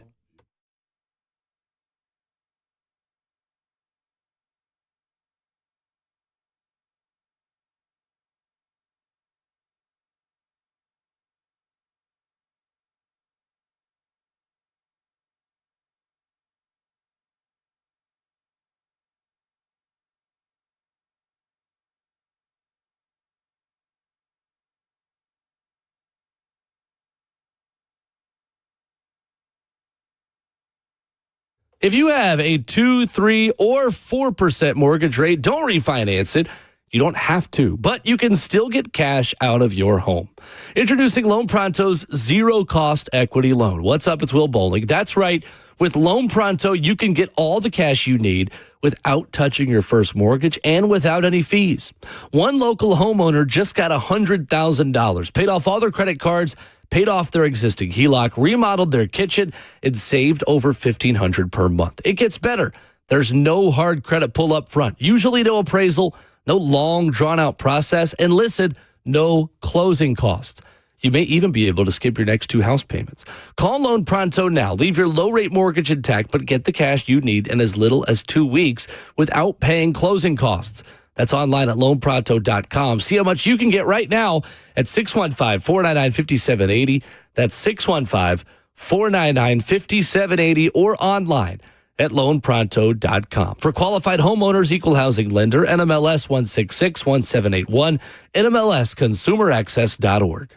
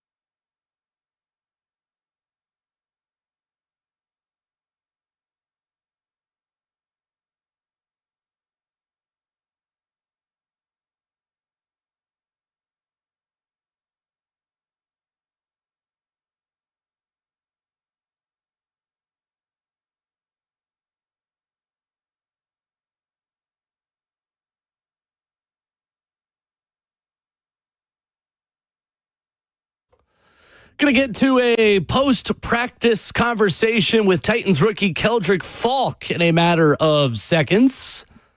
As hour 2 of Ramon and Will continues, Ramon Foster and Will Bowling. Keldrick was outstanding yesterday, and you've heard him a lot on the station because he was on 3HL on Monday. He's on Ramon and Will today. Yes, he is. He was good, too, man. His great personality, understand what his role is, and also his challenges, too, I feel like, as a young guy. And I will say this, very confident. Very confident. Confident, likable guy that I think fans are going to really grow to like a lot. Yeah. Let's go to the phones, though, first. Paul in Franklin is also on the show this morning, and as he calls in right now. What's up, Paul? Good morning. Paul. Good morning, fellas. It's great to be alive and be in Tennessee. Let me get down to what I got to say right quick. I called the afternoon show and talked to Mayor and old Slay Dog, and had to comment on about the little fracas we had yesterday with Big Jeff and Lacey, JC, and all that. Look, let me preface this by saying this. I'm old school. I ain't even new school a little bit. I'm old school football. So let me go and just say that right out the gate. All right, and I walk on a little thin ice saying this too. Now, if you're out there brawling all time, all day long in practice, then you got a bigger problem than just a little skirmish. That being said, some of that, every now and then, is good for your football team, Will, because it does a couple things. It builds character. You get a character to your football team, and you identify leaders. Leaders emerge from that. Mm-hmm. And Big Ragu was right in one thing when he said, I was listening on the radio, if me and Big Ragu get into it on the practice field, and we have a little skirmish and all that, we put it to rest, and then when it's time for the season and we play an opponent on the field, and I see my brother Big Ragu out there giving it 100 against our opponent, that's going to make me get 100. I'm going to get there with him. I'm going to bring my A game with him because he's out there battling for me too. And that filters down through every player on your team. And that's why a little bit of bumping and grinding every now and then in practice, ain't nothing wrong with that, because it builds heart, character, and identifies leaders. Hey, yes, sir. That's my comment. I know I'm old school. Look here. Soccer's over with, baby. This is football. God bless y'all. You take that, Will. God bless y'all. Go Balls and tighten up. Go. Shots fired. You take that, Will, at the end. You can see Lee leading Nashville Soccer Club take on Club Leon of Liga MX tonight at 7:30 p.m. in Leagues Cup 2026. I'm with Paul, baby. I'm with Paul. You acknowledge this football season too, though, Will. Absolutely. You've been acknowleding Absolutely. that. I can walk and chew gum at the same time. Man, been chewing gum. I can pat my head and rub my stomach at the same time. Been doing that. Or you know what? I'll even rub my head and pat my stomach. You know what? I'll even switch. You'll walk one foot in front of the other as well. Here's Keldrick Falk on the show. Ramon Will 104.5. The Zone continues from Titans training camp with Ramon Foster. I'm Will Bowling. Pleased to be joined by Titans first-round pick Keldrick Falk. Keldrick, how was it out there today? Man, it was good. It was intense. Everybody was flying around. You could just feel the energy off the field. So it was good. I feel like it was a real productive day. How does putting pads on impact what a NFL training camp practice is like now? Man, it just takes the intensity to another level. Really because it's little to no restrictions. You go out there and you play football now, and it said it's full form. I remember every year in camp, the first day, the first week, you have that question of like, can I? What is this going to be like, them butterflies? Have you had that even more now that you're in the NFL, though? I did towards the first part of OTAs, but when OTAs got it going, my butterflies was there, but I learned how to manage them and just like continue to just press through that. And then when pads came on, it was more excitement than it was butterflies because I wanted to put these pads on. I wanted to go ahead and I wanted to hear that sound clacking. That's beautiful. When it comes down to the guys that you got in your room, you got some guys that's been in the league for a while, got some Pro Bowls, some All-Pro, some second and third contract guys, man. How beneficial have those dudes been for you in this process and handling it? Man, very. Not even that, but most of them guys played in this same system. So they know the system like the back of their hand. So just picking their brain on how they do stuff, how they see stuff on the field, what they seen in different, what they seen against the stuff that we do, and how to play the stuff that we do the right way. Man, they taught me all of that. Coach White kind of did he did a great job of teaching me everything that I need to know. But the vets in the room, man, they take their own time and just show me whatever I need to do. So, I'm out here for practice, and I played O-line, okay? So don't hold that against me. I won't hold this D-line thing against you, okay? But Coach White Cotton, is he a maniac? Have you had a coach similar, or was that just okay, this is different type? Because the way he go at y'all, I'm like, you either going to work or quit. One or the other is going to happen. Most definitely. Bro, that's the part I love about Coach White. He keep everything G. He keep it a stat. He don't sugarcoat nothing. That's how I like it. He real authentic with everything he do. Yeah. And whenever he say he don't like someone, he like this or he don't like that, he dead serious about it. He don't let you know up front. He ain't gonna tell you doing good if you ain't doing good. He gonna tell you, he ain't gonna tell you nothing different. He gonna tell you the truth. So, man, I would say that is that's something similar to what I had at Auburn. Yeah. But he take it to another level of intensity because it's every day. His mood don't change. Yeah, it's refreshing to have somebody that's going to be the same way and be honest, which that's the hardest thing is trying to figure out where am I at. And if he's that way, man, that is a bonus in your career. Ask all the questions. Ask all of them. Coach Falk with us here on Ramon and Will. I want to know about the difference in systems, too, because I know Jeffrey Simmons and John Franklin Myers have talked about being in a reaction-type defense and then being in an attack defense. How big of an adjustment is this Robert Saleh system for you? It was a big adjustment at first just because I was doing a lot of thinking at Auburn. I was reading backfield sets. I was reading everything from guard pulls to out spread tight ends, motioning in to come crack the ends. I was reading all of that. But now in this defense, is nothing, no thinking. It's just play football. Yeah. Get off and play football. Yeah. How much do you enjoy that? Just being able to kind of turn your brain off and just get upfield. Right. It makes football so much easier. Football, it was already easy as it could be. It's not a complicated game, but when you take all the thinking out pre-snap, bro, it make you play faster, bro. So I feel like I've been playing way faster than I ever have at Auburn. So you come from Highland Home, Alabama. You play at Auburn. You've been playing football in the state of Alabama your whole football life. Yep. Have you found a barbecue place in Nashville yet that's like the ones back in Alabama? Man, I haven't found none, but I'm open to recommendations. All right. Can I be honest with you? I was in Alabama. My oldest plays baseball, okay? No disrespect to him, but I went to Dreamland. I was highly let down. Can you explain to me what happened at Dreamland that day? Man, you might have just caught us on a bad day, man. Might have just caught us on a bad day. I think we got the best barbecue, okay? I'm from Memphis area, okay? I think Tennessee's got real good barbecue. I did not expect that from Dreamland. Man, my folks, man, y'all gotta make sure he good whenever he go back. Okay, I got it. So where is your go-to spot? Dreamland and what else is there for you? To be honest, I don't really go to any other barbecue spots really. Yeah, gotcha. My people, whenever we having barbecue, family thing. Yeah, it's a family thing. Gotcha. Same. You're a rookie. Rookie duties are part of it. Carrying shoulder pass. Have you gotten your first D-line fine yet? D-line fines with an S. Yeah, I done got multiple. Yeah, okay. Yeah.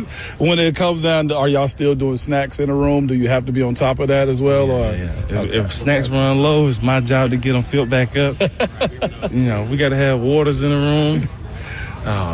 Man, if the refrigerator go down, we got to find a way to get another one. That's right. Yeah. I got one last one for you. Yeah. your group, your rookie class, seems to be pushing, pressing, man, to make plays. What does it mean for Carnell, yourself, A-Hill, like the entire group that's making it happen? Nick as well, I mean, everybody. How does it feel to be a part of this group that could really help change this franchise? Man, it feels great, because that was our whole message whenever we first met up, and we told ourselves that we wanted to make a change, in this program, and man, this, I feel like we take it personal whenever we step up on the field, and we have to, we take it upon ourselves to make each and every day count, because we know, we can benefit this team, and man, I feel like that's just our goal, like to help benefit this team the best way we can, and get us to where we need to be. I love it. Keldrick Falk with us here on Ramon Will. Keldrick, thanks for the time. Best of luck the rest of training camp. For sure. Great stuff with Keldrick Falk yesterday, Ramon, at camp. Very relaxed, and you could tell it had been a little bit after practice as he was meeting with family and hanging out and cooling off, and not that he was one of the ones in there in the middle of the skirmish yesterday, but what did you take away from our visit with Keldrick Falk? Man, bright kid. That you wonder about him. I don't want to say being young, because now he's a full adult. As far as financial responsibilities, he's probably at the top of his family. So a lot comes with that. But being in this role inside of this locker room, man, and with this team, he's got understanding, I felt like. He's kind of easygoing in his approach to it, but you can see that fire and grit when you speak about what he's supposed to be doing. He's taking on his rookie responsibilities too, which is hard for young guys. It's just taking shoulder pads in. They've never had to do that a day in their lives, And the last question I ended up asking him was about, we asked him was about this rookie class.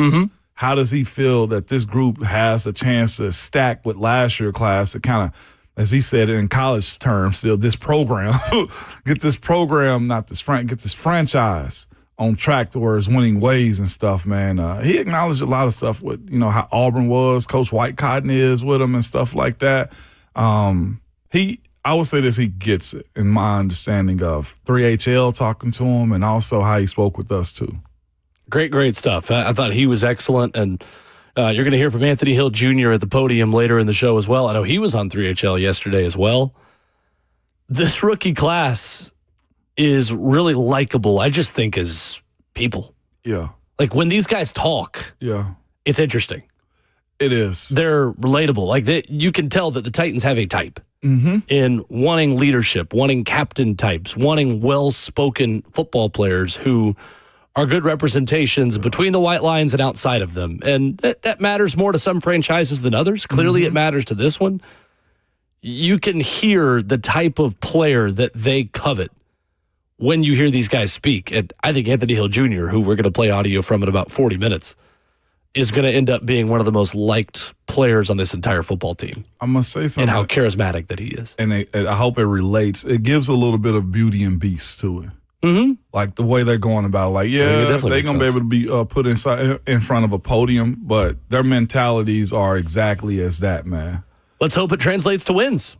That is the expectation over there, is that you get more guys like that, you're going to win more football games, and you're going to change the culture around here. And so there's no guarantee it will, but we hope that results in a better foundation and more wins for this franchise moving forward. 615-737-1045. You can react to that. You can react to the Jeffrey Simmons discussion when we come back. Plus, Tennessee defensive coordinator Jim Knowles on Media Day in Knoxville with some strong expectations he has for his first Tennessee defense. You will hear him coming up next.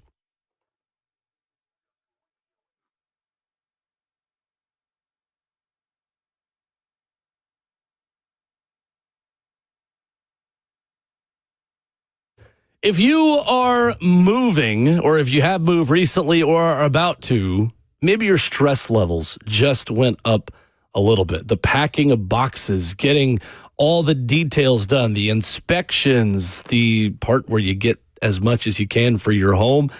Yeah, it's a stressful process. I don't blame anybody for having their stress levels go up, hearing the word moving. But Bernie Gallerani and Bernie Gallerani Real Estate takes the stress out of the process for you. Here's why. He is the real estate agent with the 30-day guarantee to sell your home. Bernie Gallerani guarantees to sell your home in 30 days or less, or he'll buy it. There's no risk to you. He'll let you out of the contract at any time. He is the real estate agent with the 30-day guarantee. Call him at 615-428-2644 and find out just how easy Bernie Gallerani Real Estate can make the moving process for you and your family. You can check him out online at BernieGallerani.com or call him at 615-428-2644. That's Bernie Gallerani online at BernieGallerani.com.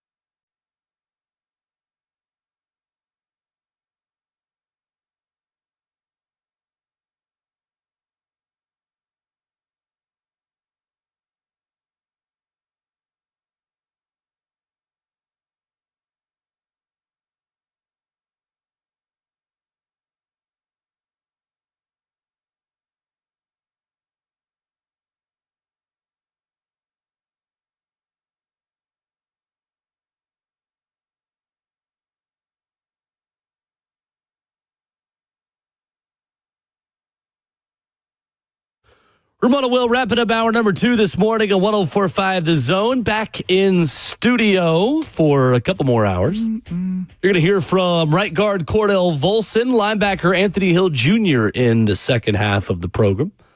And you can hear from yourself at 615-737-1045 as well. Right now we hear from Jim Knowles.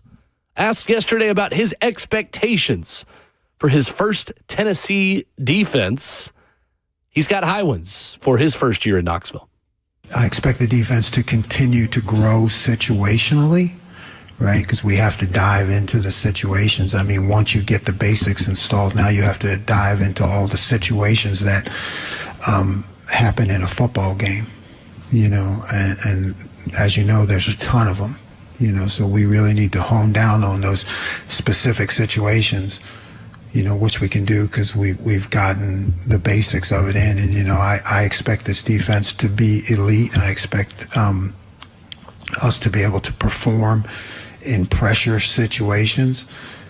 And I expect fans, coaches, players, that when the defense takes the field, that they have a high expectation that we're going to stop the opponent. I think when you have that feeling, it just breeds confidence, right? No matter what happens in the game, turnover, no matter how the offense is doing it, when your defense can take the field and stop people, makes everybody feel better, generates a lot of positive energy. So that's what I expect.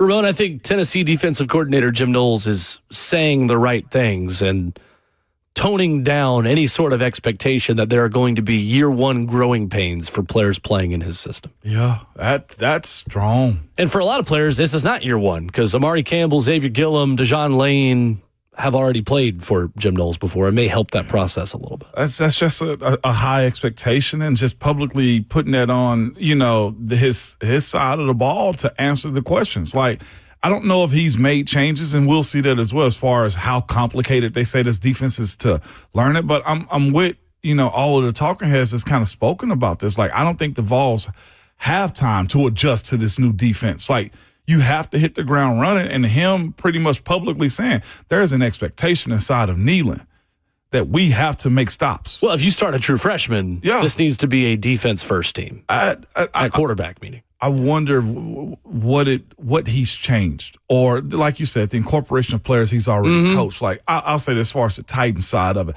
I've seen Tony Adams be a player coach on the field because he's played in this system, right? I think there's value in that. More than I feel like we're talking about to it. Like Keldrick Falk said the same thing about guys that's played in this system as well as far as solid goes. When you speak about Jim Knowles and the Vols defense, like one, I would say, yes, it's the SEC. The talent is going to be there. The schemes is going to be there as well.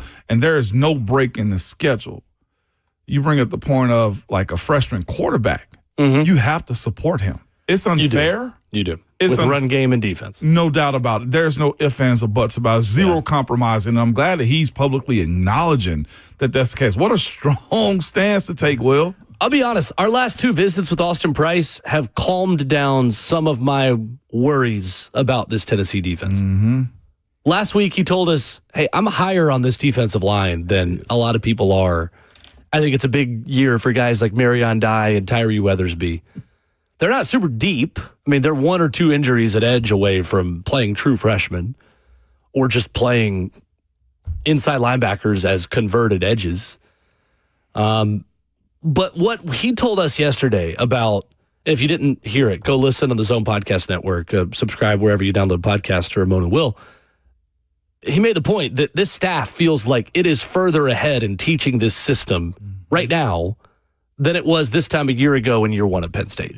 You're not going to see maybe some of the same growing pains under Jim Knowles' system here in Knoxville that you saw at Penn State a season ago. No doubt. And that was the biggest questions, I feel like, when the Vols going to go get him. You knew what he did at Ohio State. For him to get plucked by Penn State to come and do it, like you expected more from him, but clearly. You wanted more control. Yeah. Well, he's going to get even more control here because he's the head coach of the defense. No doubt about it. And what a better place to be at, too, when you can go challenge Heupel and his offense in that matter, too. Like that, I think the more beneficial side of it is, what did you do to us at Ohio State? do that thing again. Yeah. Where are our weak spots at? It's going to be interesting. I think as good as they are at linebacker, it gives you the chance to be pretty good at defense.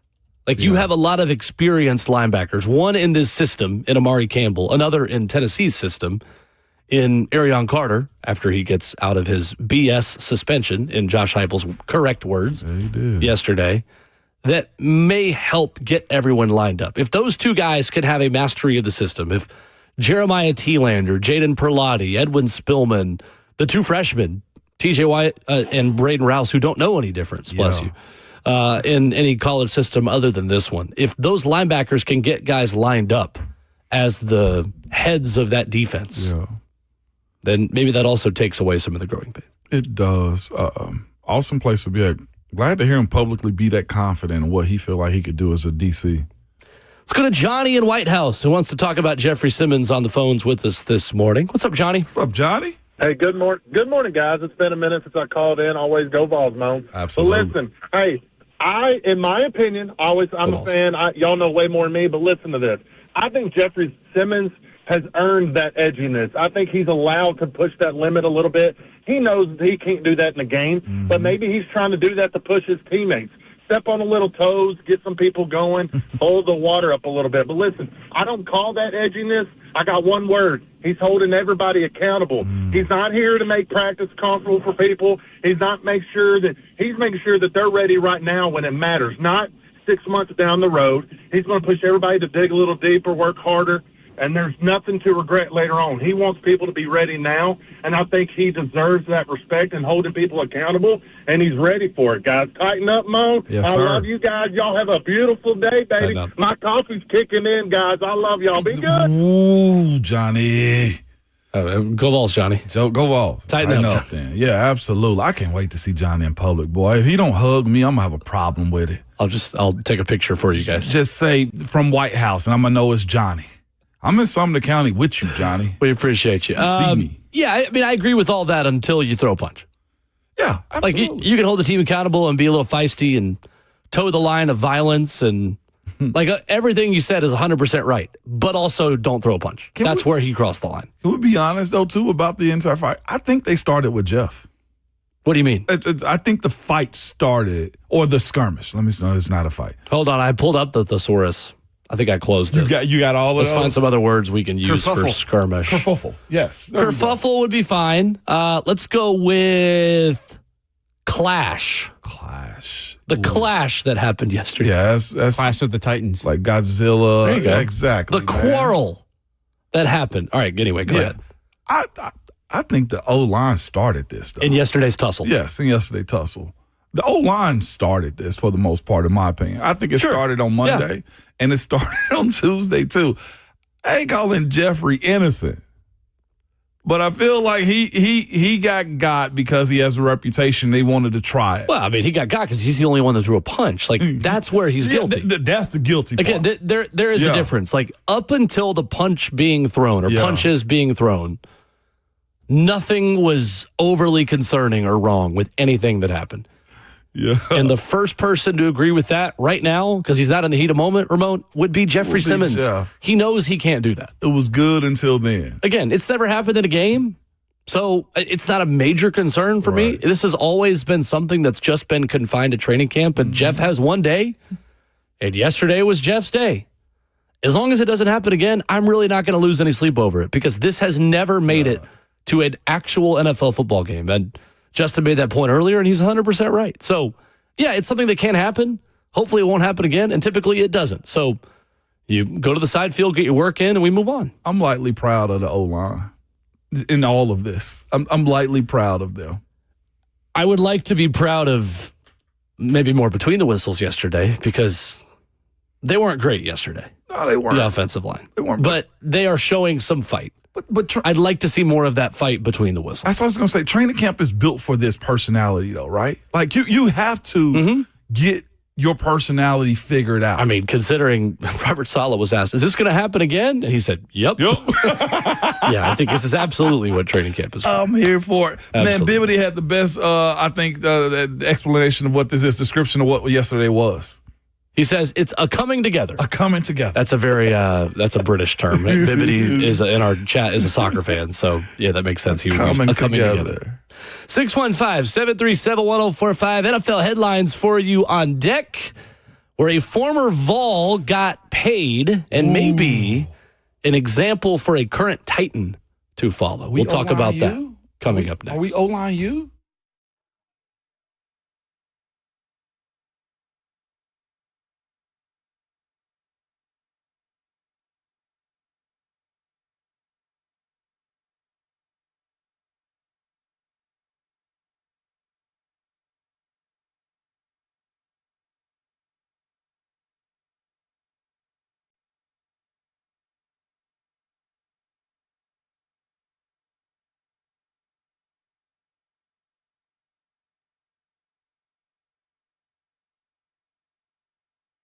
The summer heat can wear anybody out, man. But if you're feeling drained, even with the AC, it may not just be the heat, man. 1 in 4 men from 35 to 50 years old, they have low testosterone and low energy levels, sex drive, motivation, mood, and more.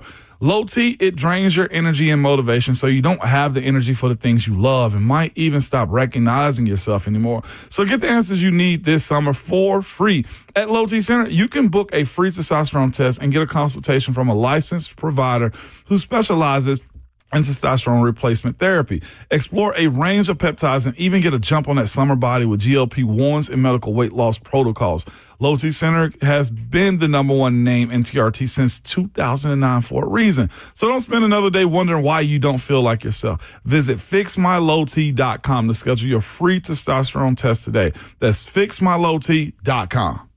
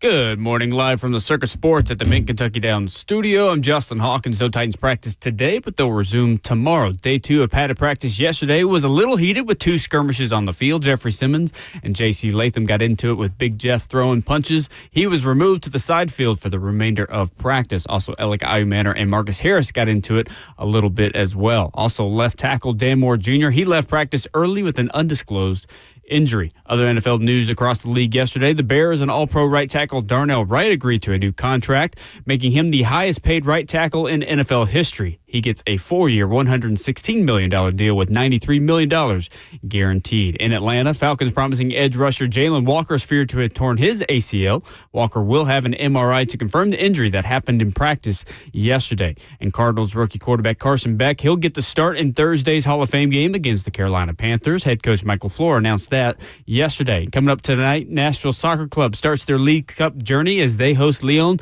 of Liga MX at Geodis Park. Kickoff tonight is at 7:30 p.m. Central. For all your foundation repair and waterproofing needs, you got to go to USSTN.com. Breaking news at once on your home for the Titans and Vols. This is 104.5 The Zone.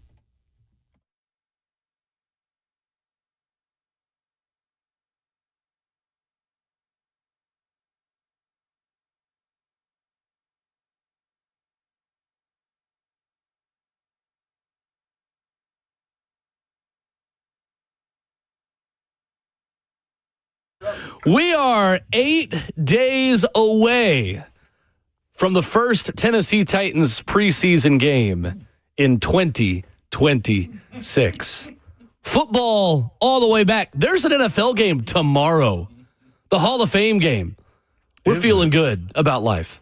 Yeah. Here in this studio on Ramon and Will, 104.5 The Zone. Hour number 3 rolls on. Rhett Bryan going to hang out with us at 9 o'clock. He's hanging out with us in the break and getting us hyped up for football. We're talking about Titans radio things.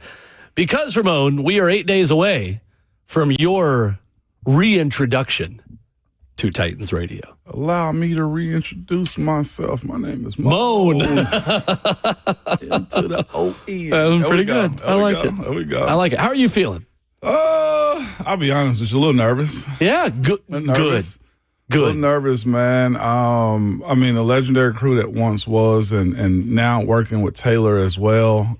Mike and Mac had a special thing, and I'm trying to make sure we can create our own lane as well when it comes down to this thing too, man. I'm going to be myself, but I'm going to make sure that I do as best as I can to paint those pictures for your ears. Yes, sir. Through the radio streams, man. So, yeah. But I'm looking forward to it. I'm excited.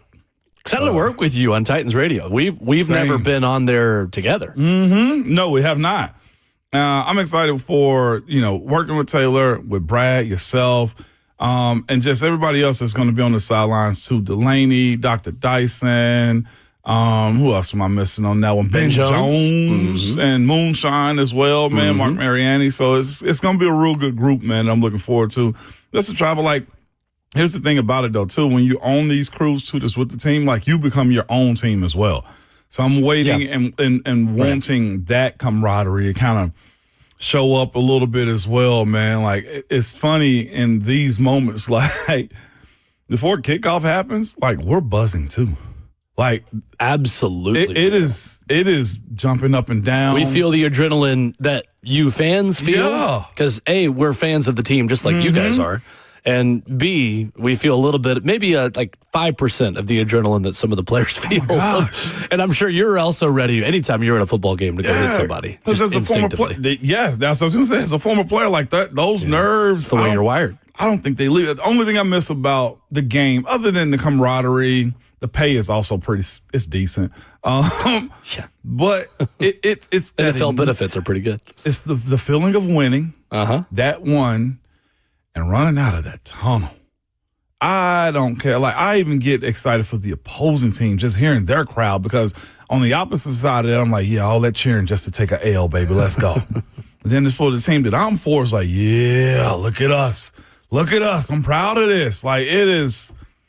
There's no better feeling. Other sports have their moments. I don't think there's anything like football, dog. There's not. You're right about that. I just... Woo. You were right about that. Yesterday, the Chicago Bears locked up a key offensive player and former Vol, tackle Darnell Wright has agreed to a 4-year deal with Chicago, according to, this is going to be something that takes some getting used to, a joint report from ESPN and NFL Network. The contract is worth $116 million with $93 million guaranteed, making former Vols right tackle Darnell Wright one of the league's highest paid offensive linemen. First-round pick in 2023, he made a year 3 jump to second-team All-Pro in 2025, starting 49 games over his first 3 seasons. What's crazy, Will, is this is for a right tackle. I think we can start removing the left tackle, right tackle conversation. I look specifically at a guy like J.C. Latham, like, brother, it's there for you. It's more like, and here's the other side. 93 guaranteed, absolutely, it's there for you. 4 years, he can go hit the market again before he's almost 30, if I'm not mistaken. Yep. He can go hit it again, Will. The thing that gets me with this, though, is I'm really proud of Darnell, though. Like, he struggled to kind of get his reins at UT a little bit, and then it clicked to a top 10 pick. Then he struggled on his introduction to the NFL, and then it clicked also in year 3 for himself. So for this contract, man, I want to call this one an earned one. They didn't give this to him. Like, he earned every bit of this deal because it wasn't perfect for him in the beginning. And I think it's just a testament to what the game is when you really respect it and you bust your butt, man, to really go and chase what you know you're capable of. So, man, I'm proud of Darnell. It makes me proud that he's a Vol also behind that one. I was joking on the break by saying, like, are we O-line you? But legitimately, we got 2 of the highest paid guys in the game right now when it comes to guard, which is insane to me, and a right tackle by position. It also just shows you the way the league is kind of morphed a little bit, whereas rushers also rush off the right side. Like Aiden Hutchinson rushes off the right side. Like Nick Bosa rushes off the right side of the offense, or the left DNs from time to time. So good on them, man. Really good. They also got a cheap quarterback, so this makes it easier. What can J.C. Latham learn from Darnell Wright in the jump that he made to second-team All-Pro last season in his 3rd season? I would find that specialty. Last year with Darnell made Brian Baldinger's list and just a lot of aggregate Twitter and social media accounts for one facet of his game. And I think that's what paid more dividends. He started bodying people on run blocking. When we spoke about the balance that this offense needs, if he can put up highlights like that, where you see him bodying guys from time to time, even if he got tight end help, I don't care. Go body a couple folks, put them on the stretcher. I think that's where it starts when you're trying to be an offensive lineman that's known and sustainable around this league as one of those guys. He already got the first-round attachment. He's got the top 10 attachment. He's got some young stars around him with Carnell and Cam that can help bring more eyes to him, right? Wandale as well. Now it's time for him, I think, to take that next step. Find one area to get better at. And if he can start bodying fools in the run game, that's where it starts to take off, because confidence comes from there, Will. There's nothing better than a pancake. That was a strength of J.C. Latham's last year, according to Pro Football Focus. Yeah. No one's going to tell you and sugarcoat things that J.C. Latham was outstanding last season overall. I think he would also agree in his heart of hearts that he wasn't close to as good as he could be last season. PFF ranked J.C. Latham as the 29th best run-blocking tackle in the NFL. If you could start to be an above-average run blocker and just an average pass blocker, Ramon, would that be a successful 3rd season for JC? Yeah, it would be. And here's the other piece. I think it would be too. He's got some guys in the AFC South that he can go prove that up against. Well, yeah. One of his former teammates, right? Or were they teammates? Will Anderson Jr. at Alabama is the guy at edge rusher right now in this league, not named Myles Garrett. It's there for him. He's the next best one. And you're going to see him twice a year. Yeah. Good luck. You see him, Josh Hines Allen. Houston's 3rd edge rusher is better than a lot of teams' 1st. Yeah. Who's the young rusher out of the Colts as well from UC? Leatu Latu. When he's healthy, he's great. Absolutely. So, opportunity will be presented to JC. I'm hoping that this Peck thing stays above board, and I hope he stays available, too, because Man, Ben Jones was out there with us, and Dan walked by. Not Dan. JC walked by, and Ben's mouth dropped, just like, what?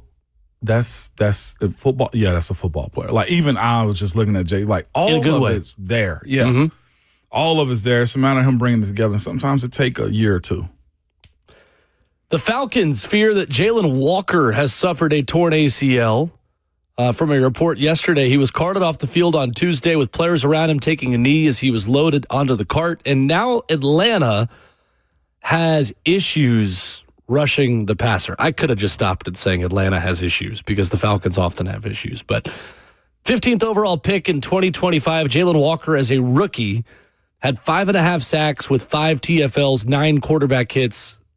For me, for a 15th overall pick, I don't think he met expectations in his first season. This was a big second season for him, especially, Ramon, when you consider the suspension that the Falcons are expecting James Pierce Jr. to receive, stemming from his domestic violence arrest in February. That's 2 first-round pick edge rushers that Atlanta will start the season, you think, without. I mean, even still, though, that's 15 sacks that are just gone right between the two guys. Between the two of them, yeah, 15, right. Just because James Pierce Jr. was the better of the 2 pass rushers last season. I wonder this, too, by the way. Did they want to take James at 15 and was worried about the red flags that actually came true? Well, and unfortunately, you're right. You know, the red flags they came true for James. Reality. But that's just a tough place to be at. At least they'll get James back at some point. Not a fan of domestic violence. I don't agree with it whatsoever. But I will also say this, too. The league shows its hand from time to time. They show you why James is probably still going to be on this team because of moments like this, but also James possesses an immense amount of talent in his league. It is such a contradiction sometimes amongst the league, and I get it. But here's the thing. Blow for them for a team that's trying to figure out which quarterback is going to be their guy for the future with Tua and also Michael Penix Jr. being there. And you're right, we had this conversation on Monday. Like, they got a good amount of talent. They just got to figure out what they're going to be at quarterback with the Falcons. Tough break, though, for a young guy in the second year. I'm so glad I never went through anything like that. I couldn't imagine an ACL tear. You're just so detached from day-to-day doing your job and being detached from the team and from the coaches. Like, when you're injured, you are in your own world. Yeah, buddy. You are in your own world, and I hate that for anybody. It's the worst part of training camp, for sure, when you see injuries like this. The train continues to move. Tomorrow night, Hall of Fame game. Wow.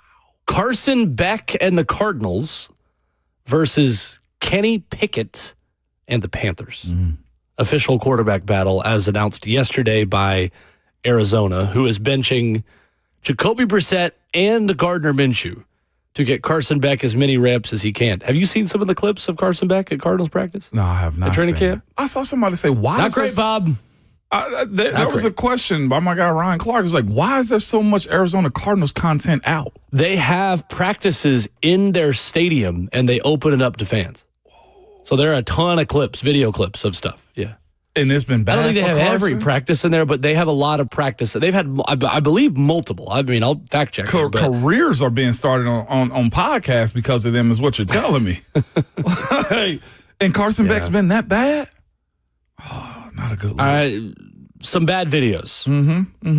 Yeah, I don't think it's been great. Yeah, they were back in State Farm Stadium for practice number 9, which was open to season ticket and club seat, ... I have to click on the rest of the article. Not okay. Just not okay. Open to season ticket and club seat members in their stadiums. So yeah, they practice in State Farm Stadium multiple times during camp. I mean, I would feel sorry for them, but here's what I would say. This is why you work your way up in the NFL. It's also, I think, one way, as hot as it is in Arizona in the summer, to allow fans to still watch practice and be inside. Because if you went in the bubble, I would imagine in Arizona, I'm guessing they probably don't have bleachers inside, because I mean, you just don't have that much room. That makes so it's one way to get away from 110 degrees, but also let fans still watch a little bit. Yeah, that makes sense. Yep. Congrats to JP Shadrick, by the way, yesterday, announced as the new voice of the Arizona Cardinals. Get out of here. Longtime Jaguars reporter, and been on the radio for Jags Network. Great guy. Got to know him a little bit at the Combine this past year. Great broadcaster. Replaces the legendary Dave Pasch, who is moving on to a full-time role at ESPN. Wow, So good stuff. JP's a good dude. Yeah. I think my guy AQ Shipley is also the color analyst. I believe you're right. I met him last year in Arizona. That's right. AQ. That's right. In the house that Coach Mack built, State Farm Stadium. My draft class buddy right there. He was the 7th round pick. Nice. I still feel like that should have been my pick. But AQ's a solid dude, though. I love it. Super Bowl champ AQ Shipley. Cool.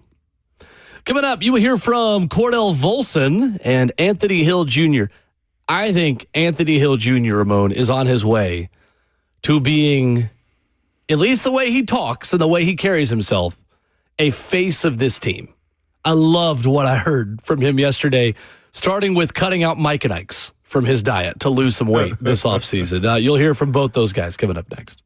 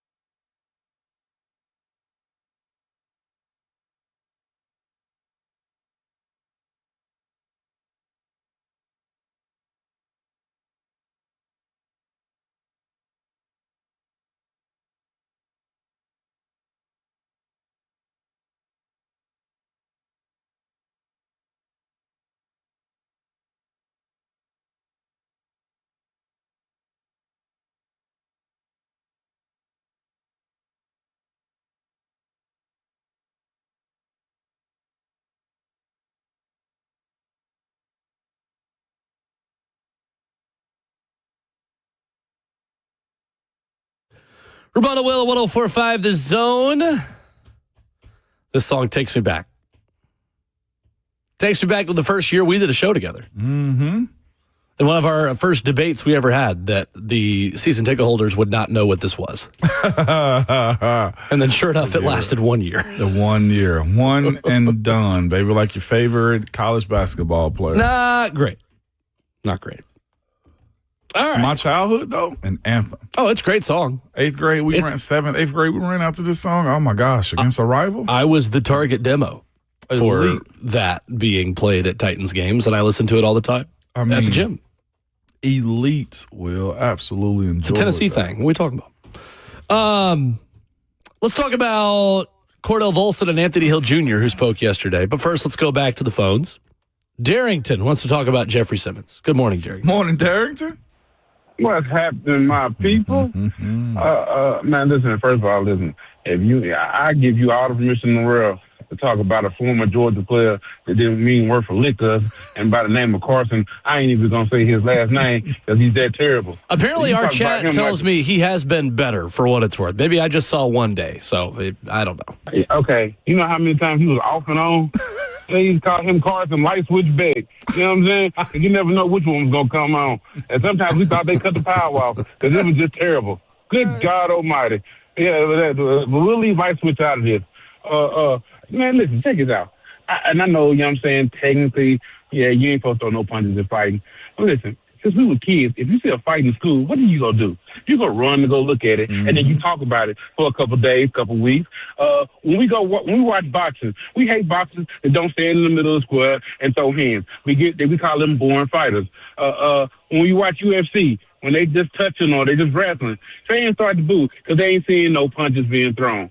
Maybe whoever got into it with Jeff called him number 83, and they were talking about his top 100 ranking. And maybe that upset him. If you call me 83, I'm going to hit you too. And you can't say, hey, he's a professional. He understands this is just practice. This is training camp. This ain't the real thing. But what you not going to do is call me 83. Because I'm upset about that. Because I wouldn't know what you would rank. You know what I'm telling you? So maybe that's what it was. Hey, Muhammad Ali said it best. Everybody got a plan till you get punched in your mouth. So maybe he finally said, you know what?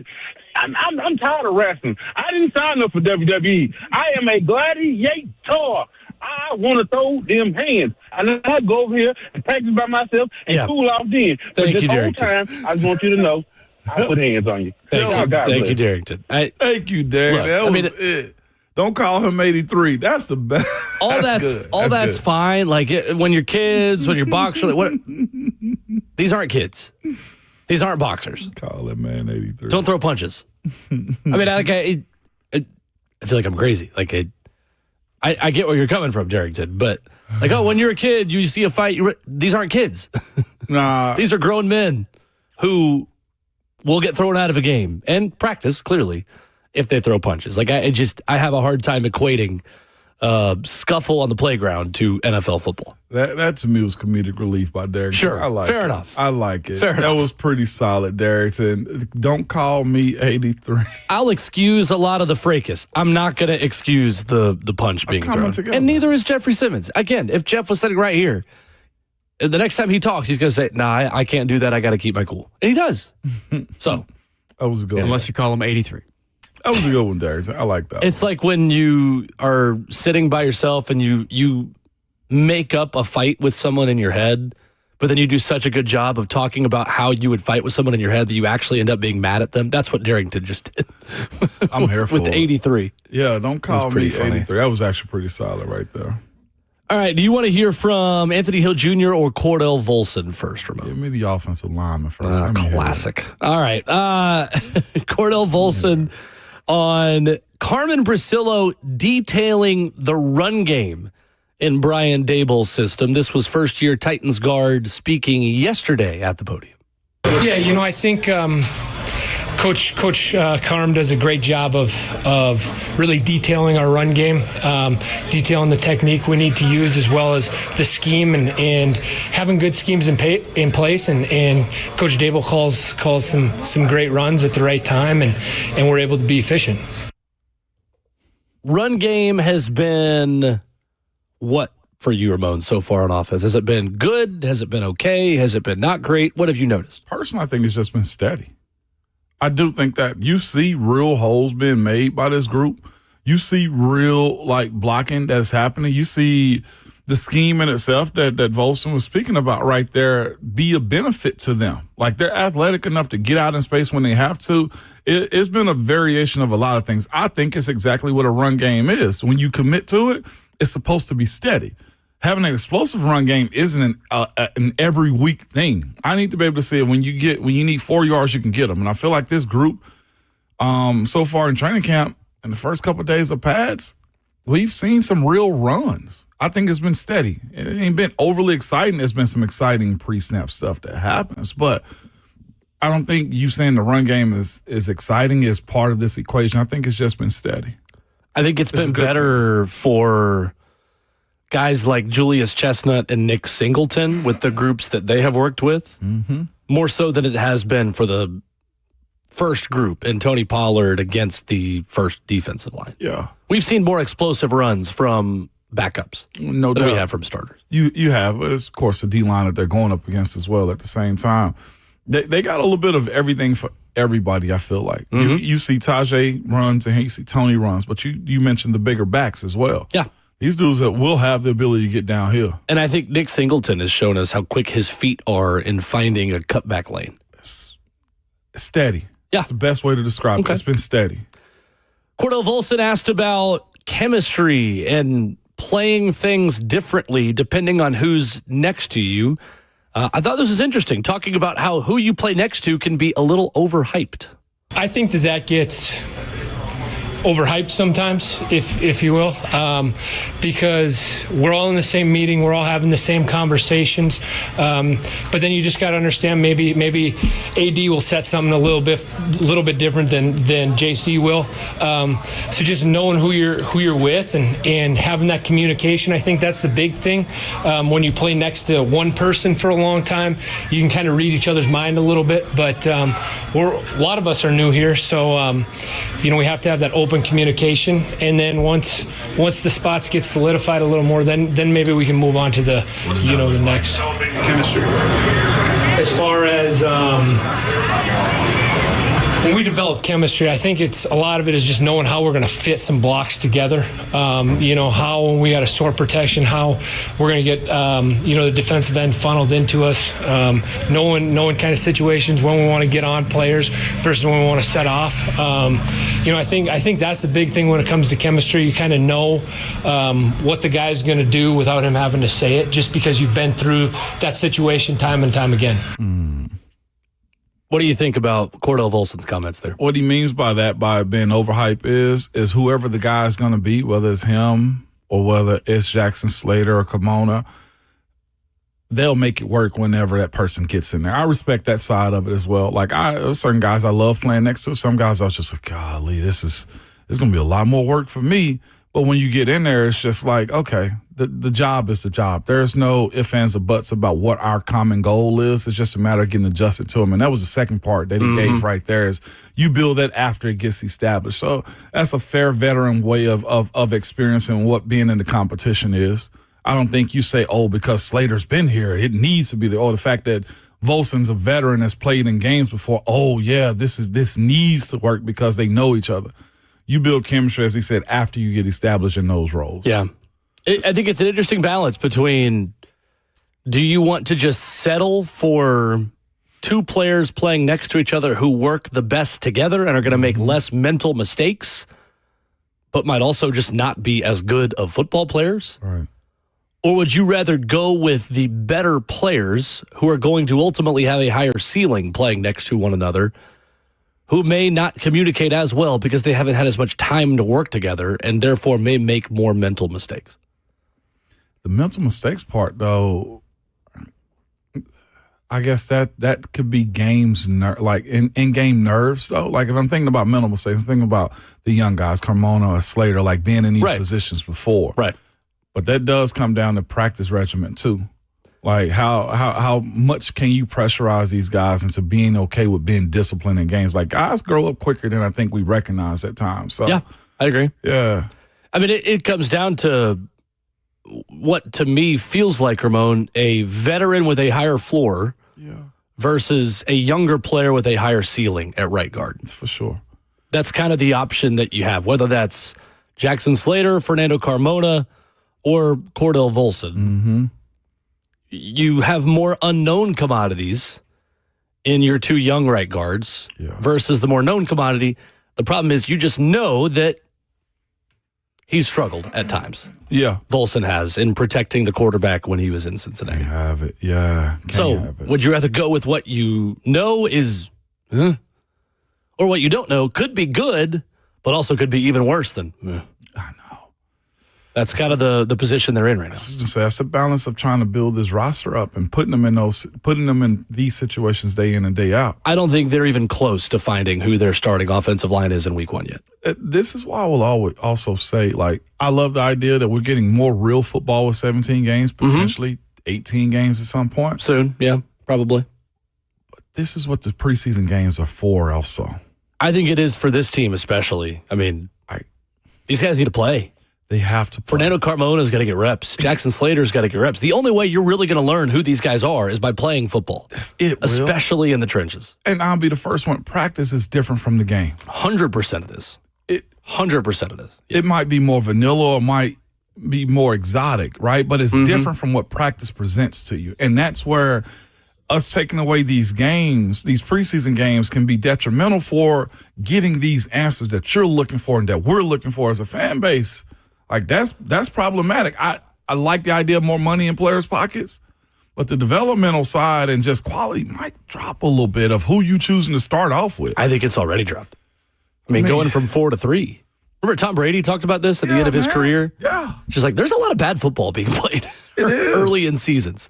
And you and other guys that we've had on the show who talk about playing offensive line, and again, the state of backup line play, which is wretched in this league right now, is in part because if you're not playing on Sundays, you get maybe 3 opportunities to go really hit somebody and hone in on the level of physicality you've got to have as an NFL offensive lineman. And then, oh, by the way, you're only playing a quarter of those 3 games. Like, how's Fernando Carmona going to get better if he doesn't play? And that is where I will give you a little bit of a leg to stand on with the Brandon Crenshaw-Dixon debate we had earlier.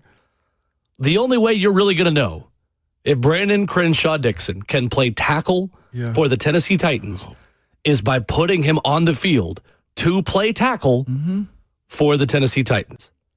My issue is that I'm prioritizing Cam Ward's growth and his safety over Brandon Crenshaw-Dixon's growth. That's where I'm at, because the growing pains of Brandon Crenshaw-Dixon being your swing tackle might get Cam Ward hurt. And now a pivotal season we have where we've got to learn who Cam Ward is at the quarterback of the Tennessee Titans, like that could be thrown away if you don't get swing tackle right. For sure, but there's so much more that goes into that. Like, it's a slightly different plan when the backup I'm goes oversimplifying in. it. Most definitely. But that's where I'm coming from. And that's where, like I said, the subtraction of the 4th game, like Brandon Crenshaw-Dixon deserves in preseason, if we had 4 games, to play the entire game. Week 1, you let the starters get a half a quarter, and you run everybody else through. Brandon Crenshaw-Dixon should, if in a regular 4-game preseason, be playing right tackle for one half, left tackle for the next half. Because when the season hits, he's not supposed to be playing a lot, but you got to see he's him be grow ready up to play at a high level when he's asked to. And those 3 games kind of throw you off a little bit. Well, as far as trying to plan real reps, because that last gap week that they have before the season kicks off, that's like game planning. Like, ain't no real stress into that 4th week before kickoff. Yeah. I just think the swing tackle depth is concerning, and I made the prediction at the beginning of camp. I think this team's swing tackle is on another team's roster right now. I differ from you on that one. I think we're both okay with that. Yep. Yeah. I think we are. 615-737-1045 is our number. Let's get to Anthony Hill after the break. You'll hear from him on his weight loss journey, which cut out one type of candy a couple times a week, and where he's improved the most already in NFL training camp after this.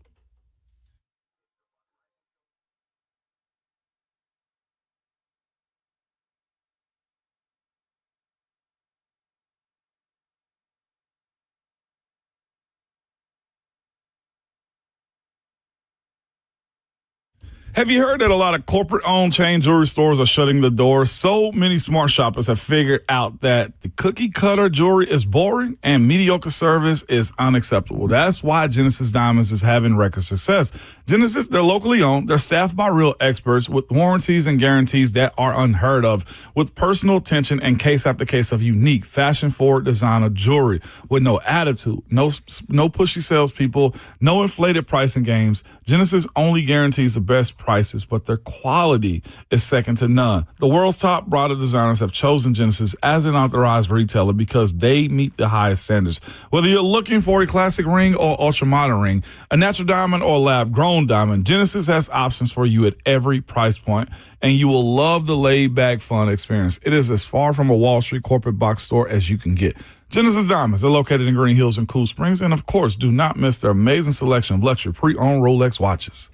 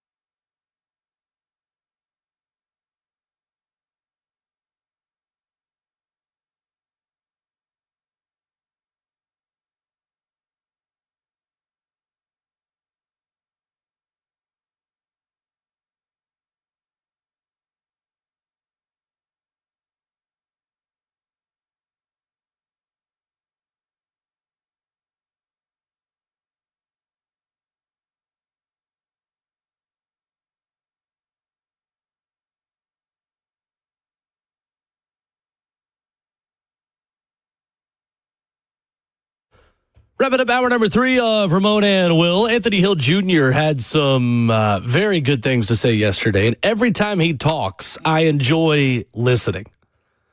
Going to hear from him in just a moment. But first, let's catch up on some phone calls.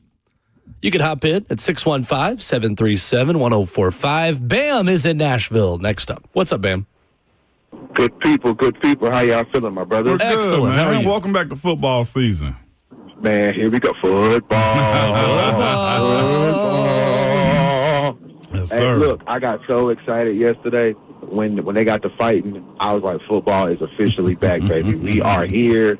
Like, life is back. Like, now we getting predictions like ESPN or SportsCenter, rather yet, was predicting that we're going to lose to the Jets. Now, in a world, I see that's the most Titan thing to do. But because I think we're in a new era of things, I think Salah's going to go into that game with a whole lot of pride, you know. So have y'all seen the predictions of how they got the Titans 6-11 and how they going to lose all these teams and this, that, and the next? I've not. Yeah, that's kind of – they broke down all 272 games. Oh, wow. And, yeah, it's on Twitter. I'll find the link and send it to you if you haven't seen it already. But they have us, like, losing to – they have our first win being against New York, against the Giants. Wow. Okay. And it's kind of crazy the way, like, everybody's already just writing the Titans off.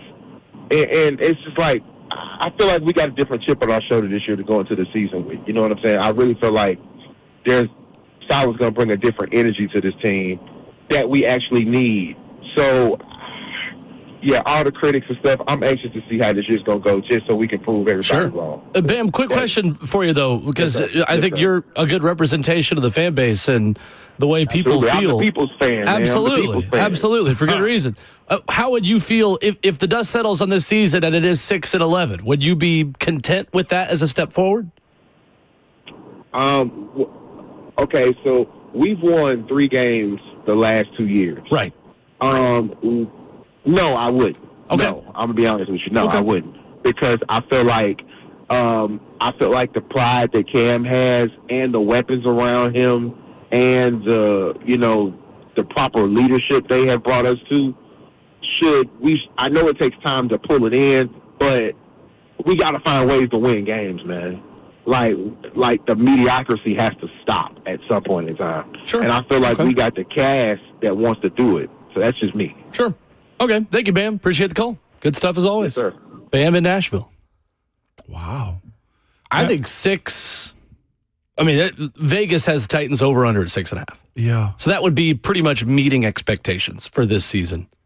7 dubs is, if you can get to that point, is a solid place to be at. I'm going to be real with you. On a rebuild. I've talked to a lot of people who have said getting back to mediocrity would be fine. It's the hardest part. Because they haven't been mediocre the past 2 seasons. They've been below that. Nobody likes to hear when we have this conversation, at least when I say it, like, it's hard winning in the NFL. Mm-hmm. And winning and losing is a very thin line unless you're just a terrible team like the Cleveland Browns. Never mind, not like them, but like the terrible team in the NFL. It's hard winning in this league. And those wins and losses, man, really amount to some days it's scheme, some days it's player, some days it's just a bad break. And that's just kind of how it goes from time to time. Titans have experienced success. It's been a while. Well, it's been a few years since they've been on the winning side of a lot of games. But some guys in this team that have to learn how to win. And that's why I think Robert Saleh's ability to create a mindset for this squad about, hey, not that fighting is okay, but it's going to happen. Hey, you got a team that's trying to be very aggressive. That's okay. You want to skirt the line, but also not cross the line. Like, these are like winning edges sides of this team. And this year, that you feel like is moving in the right direction. Whether that's 5 to 7 wins, whether that's 3 more wins, I don't know. But the way I view this team being built, and this is what I've said time and time again, it's not the immediate success that you're looking for. It is the constant buildup of stacking more. I had a fan, I feel like, asking me the other day, where is this team going to be? Are we turning around? I said, give it 2 more years. Give it 2 more years. By that time, Cam's in his second contract, so he should be leading this team. Cardinell's grown up. You got an offensive line that you hope probably is you've drafted another guy that's kind of growing up as well. Like, you're being a very mature young team is where you are. Right now, I think it's old and I think it's young. There's not that much of a middle class with this team, and that's where I think it's suffering. That's J.C. Latham. And a lot of experience. And to be fair, he's, 24? Yeah, 24. But he does count as the middle class of this football team. No. He's still youth to me. It's only his second year. Middle class to me is towards the end of your rookie deal, beginning of your second deal, drafted within the organization. He's only done 2 years in this league. Like, legitimately. He's still young. Old guy, and like I look at Dan Moore's middle class. Jeff is beginning of like old head status. Sure. This team doesn't have enough middle class guys, is what I'm getting at. Not a ton of That's what I'm saying. Like, I want J.C. Latham to become a middle class second contract with this team player. Yeah, that's what I'm getting at. No doubt. Yeah. Let's finally hear from Anthony Hill Jr. I've been putting this off for over an hour. Anthony Hill Jr. about the improvements that he has made so far in coverage at linebacker. I'll say it's probably been the biggest improvement that I had to do in college. I did it a decent amount, but not to this level that I had to do it here. So I kind of had to use some of the stuff I did in college, but take it to another level. So just kind of relying on the vets and kind of relying on some of the guys that been here to kind of help me through some of that stuff. Is today's success kind of an indication that some of those finer details you were working on are maybe starting to click a little bit at this point again? I'll say, like, what I learned so far being in NFL, like, don't take the good too good, don't take the bad too bad. So, like, even though I made those 2 plays a day, like, we got to come back tomorrow or Thursday whenever we practice again and scrap it. Like, so you never want to get too high with the high, too low with the low. So I'm just going to come ready to play next practice, and then hopefully the same result happen. I like it. Yeah, he gets ball. Ain't he from Texas? I think so. Yeah, like, he grew up doing this. Like, I like his mindset, not too high, not too low at all times. This was my favorite thing he had to say, though, about losing a little bit of weight by cutting out candy.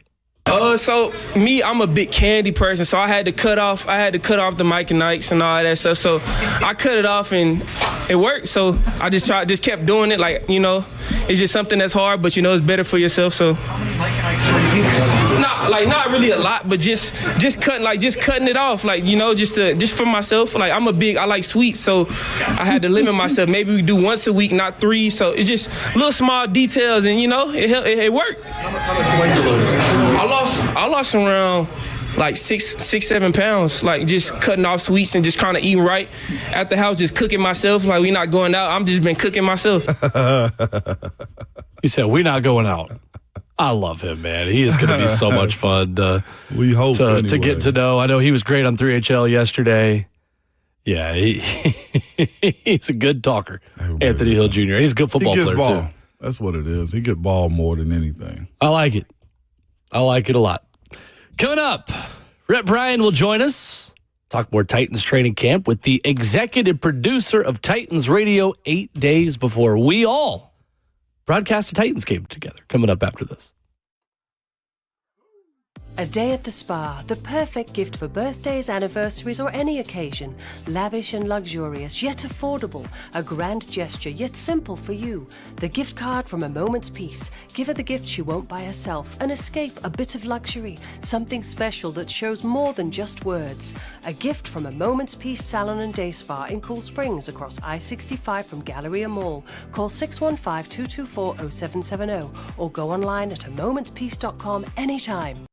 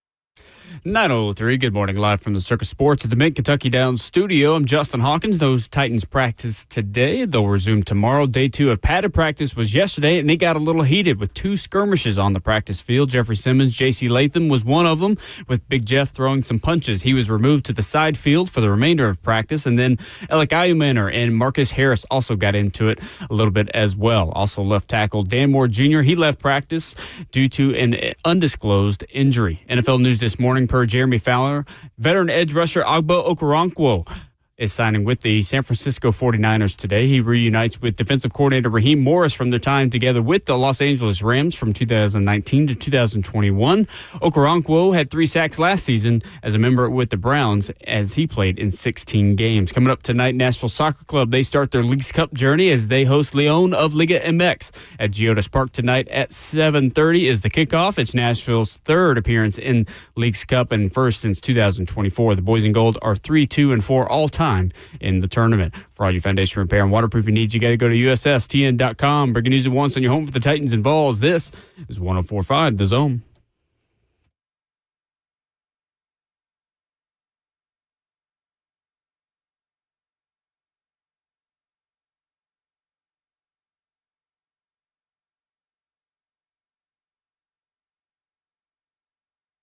Away we go into hour number 4 of the program. Back in studio, the AC is blowing, the fluorescent lights are shining down upon us for one more day this week. Friday we'll do the same thing before the blue and white scrimmage Friday night, but we are here doing the 4th hour of the show in studio.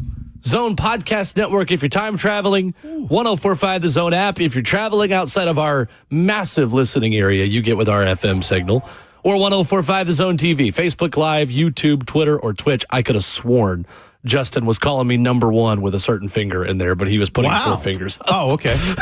He was saying he thought he was saying it was hour 1. Wait a minute. Hey, man, What you got going over there, man? You got some ocular issues going on. I did, man. I rubbed my eye too hard and my contact shifted on me. So, yeah, I got to start carrying extras. Did I stress with you me. out that much? Nah, my eye was itchy for a second, so I had to scratch I was it. rubbing his eye like this guy won't shut up. Man, you know what? Line of violence. kidding. You know what's itchy to the point of irritation is Titans training camp padded practice yesterday at Vanderbilt Health Football Center. We've talked about it a lot this morning, Rhett. A lot of that is a positive. A lot of that is good until a punch is thrown, which obviously you don't want to see happen. But we kind of liked a little bit of the fight we saw from the offensive line yesterday. You could. I told you guys because I'm taking roll from the other end up next to the building, and in field 2.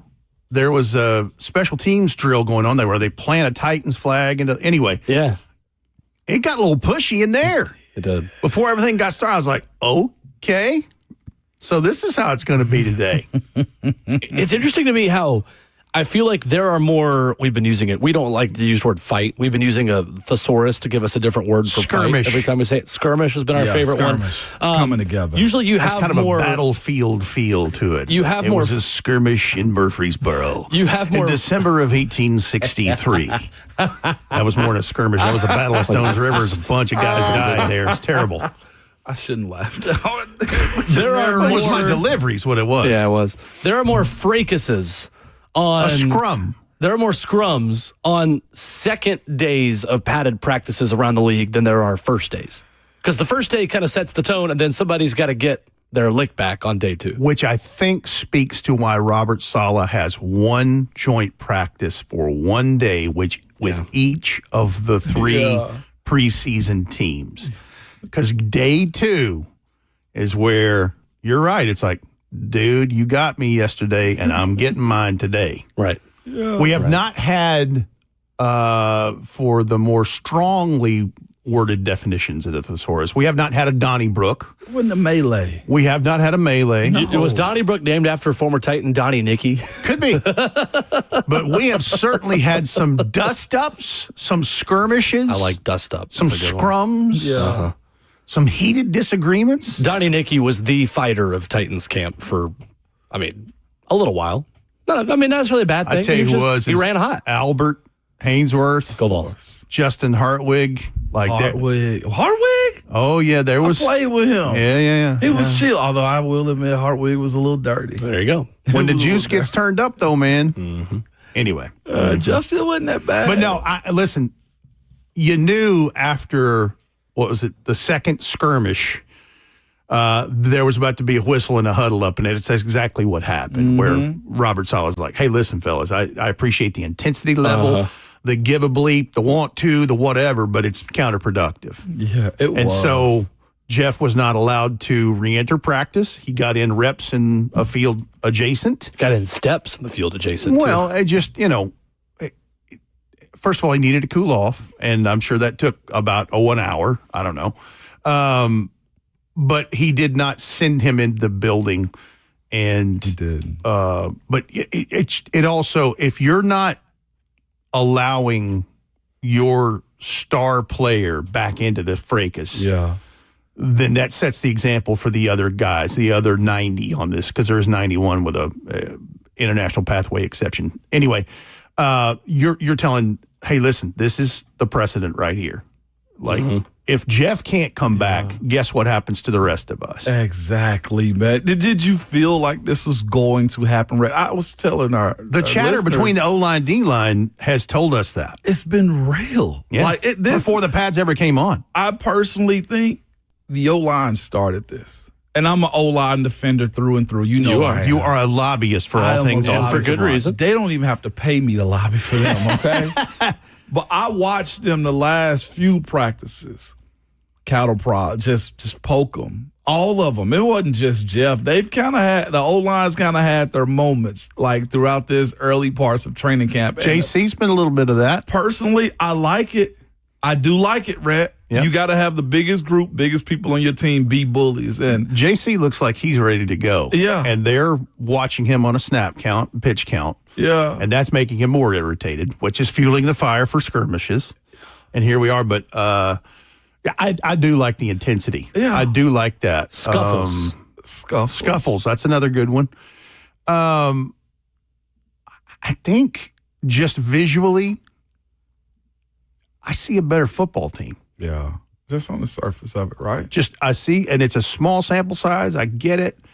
But I see some things that are different and things that you like in the different persuasion. I think it's a good sign, Rhett, that the pendulum has not swung all the way to one side between offense to defense this whole time. It keeps going back and forth. That's ideally what you want. It's defense heavy, as it probably should be because of what happens. Defense always has a leg up for a little bit. Usually. But then you get a 65-yard tutty from number 1 to number 14, Cam Ward to Cornell Tate, and that ball was in the air 60-plus yards. I mean, and we saw it come right towards us. That's one of the best throws I've seen at a football practice. Listen, that might be one of the best throws he's had at that facility since he's been there. Now, taking into consideration, we haven't been to all the practices. The closed practices are what they are. But it's got to be, he threw a missile now. But this is also the other side of it as well. Cam's one of the last ones out there. One, yesterday he was getting extra conditioning. He and the wide receivers and all of the quarterbacks were working more on routes and stuff like that after the full 2-hour practice. And you saw in pre-practice and in post-practice them working on that deep shot. That is a feel type of thing, and you have to develop that feel on connecting on those deep balls like that. A lot goes into it, man. One, Carnell beating the secondary off the line of scrimmage, but also having a protection, being able to have the arm strength to get that down. They've worked on that. And he has multiple options for that. It's not just Cornell Tate. Yeah. Like with the house of fire and stacking days that Elikiah Manor has become in year 2 so far. He could do that. Chim could do that. Yes. And even Calvin's working into it now. Yeah. That's the best part about it is Chimray DK has the speed for that. Right? Like now you got 2 of those guys you can put out there at one point in time. My point of it all was just going to – I said it to Will, I said it to Savage yesterday too. Like the justification of the draft pick, you don't have to do that because hell, he's signed, sealed, and delivered right now. He's a Tennessee Titan through and through with a 5th-year option at the end of this thing, okay? But he gives justification as to the pick being that who else here has that threat of making that play like he did yesterday. Like, there are some guys that you feel okay, but like youth-wise, like he checks that box, right? Like, it solidified to me yesterday, 4th overall, worth it. Let's roll now. Well, and here's the thing. The 4th overall pick will tell you he's going to play. Yeah. And he's WR1. Mm-hmm. Yeah. And he's acting like it. Yeah, he is. Yes, he is. Just what he opens up for everyone else is the value of drafting Carnell Tate. Yeah, because he'll draw the one. Exactly. Which leaves the rest, They better go eat off that plate. Calvin really doesn't have to see Derek Stingley anymore. Yeah. No. When we play Houston. No. Yeah. Let's go to the phones real quick. Let's get Jeremy in Nashville in here. I've been waiting to chime in on the Titans discussion this morning. What's up, Jeremy? Hey, good morning, guys. I was just going to comment on a couple of things that have been said about these scuffles and skirmishes y'all out there promoting that with playing that 3-6 Mafia. But I'm here for it. Like one of the callers earlier was talking about the level of play, and it's been below mediocre. It's been piss poor. Like when you've been having to subject yourself to sitting watching this for the past 2 seasons and trying to make it to 6 or 7 wins. What are these losses going to look like? Are you relevant in games up to the end and competing legitimately, or are you just rolling over and looking pathetic? I need to see real competitive football that's something worth watching. And those are the types of you get beat on a 40-yard field goal at the end of the game that you're in at the end. Those games are, those are going to happen. It's the NFL. Like what's the difference in the average spread, in losses and wins? But if you're out there getting blown out and just looking ridiculous and like a joke and the other team's fans and are laughing at you, like that stuff's got to end. And I'm here for Jeff's behavior on the field because he's got to be tired of it too, just like the fans are. And, if he's seeing something that the players are doing or not doing that provokes that rise out of him, he's earned the right to act a certain way. But, like I said, for them to keep it from turning into the malice at the palace, we don't need any kind of runoff stuff going on. But, so let them fight it because we need to see some fight out of these guys. I'll talk to y'all later. Y'all have a good one. Thank you, Jeremy. Jeremy, your frustration is legitimate and real. There are thousands like you. Yeah. I understand it. Understand this, though. As much as we like this, Jeff can't do that in a ball game. Not in a game. That's a 15-yard penalty and an ejection. Right. So there's a place where you can, and Robert Saleh conferenced and counseled with him on that other field for quite some time yesterday. And I'm sure that's what he was reminding him of. And this is why Robert Saleh is the head coach of this football team. Because of moments like that. Yeah. You need to be the alpha in this thing. And say, hey, listen, I love you. I'm tickled to death to coach you, but I'm the boss here. And here's what we got to do. Yeah. I'll say this in something else that Jeremy referenced right there. It's been difficult to watch the Titans for the couple of years because I'm always reminded by what this roster was. Again, 17 players are on this roster that were on it when Mike Borgonzi became the general manager of the Titans 18 months ago. Wow. And the cupboard was pretty bare. And Jeremy, the hope that you have is this. When that one big cut that comes after the final preseason game against the Bears, look at who's on the cut list. That's going to tell you the progress of this because there's going to be some names on there that, a lot of people do roster gymnastics and go, yep, he's gone. And it's been a little easier to do that. Yeah. The cupboard's getting full, and you're going to see some interesting things. And that just by way of guys shrinking, growing, injury, all of those things as you acquiesce through 3 preseason games, multiple joint practices, and a preseason. It's well put. It is. Totally agree.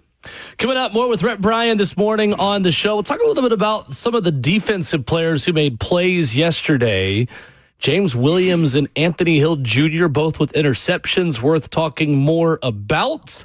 Plus, just summing up the first week for Cam Ward. What have been the highlights, the lowlights, and everything in between for the current franchise quarterback of the Tennessee Titans? We will talk about that with Rhett Bryan in studio coming up next.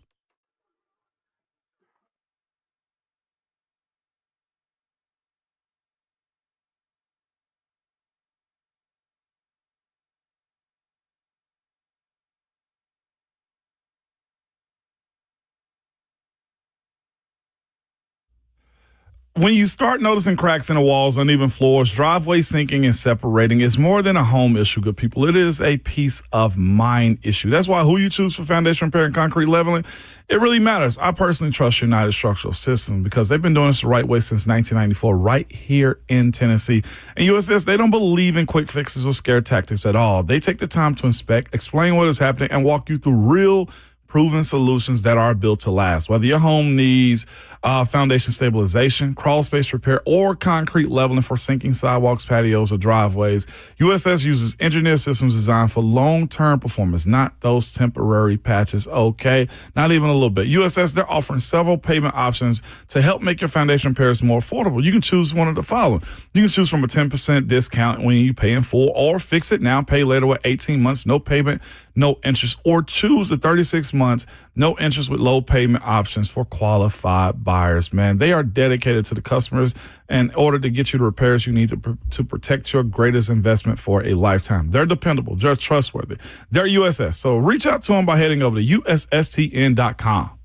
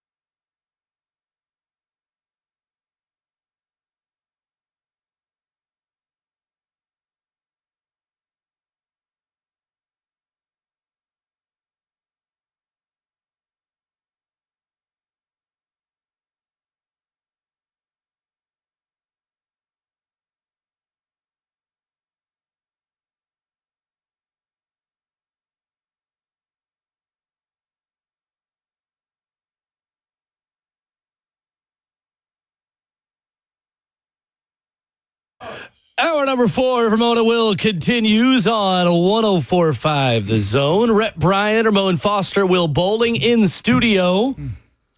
Y'all want to call a Titans game in 8 days?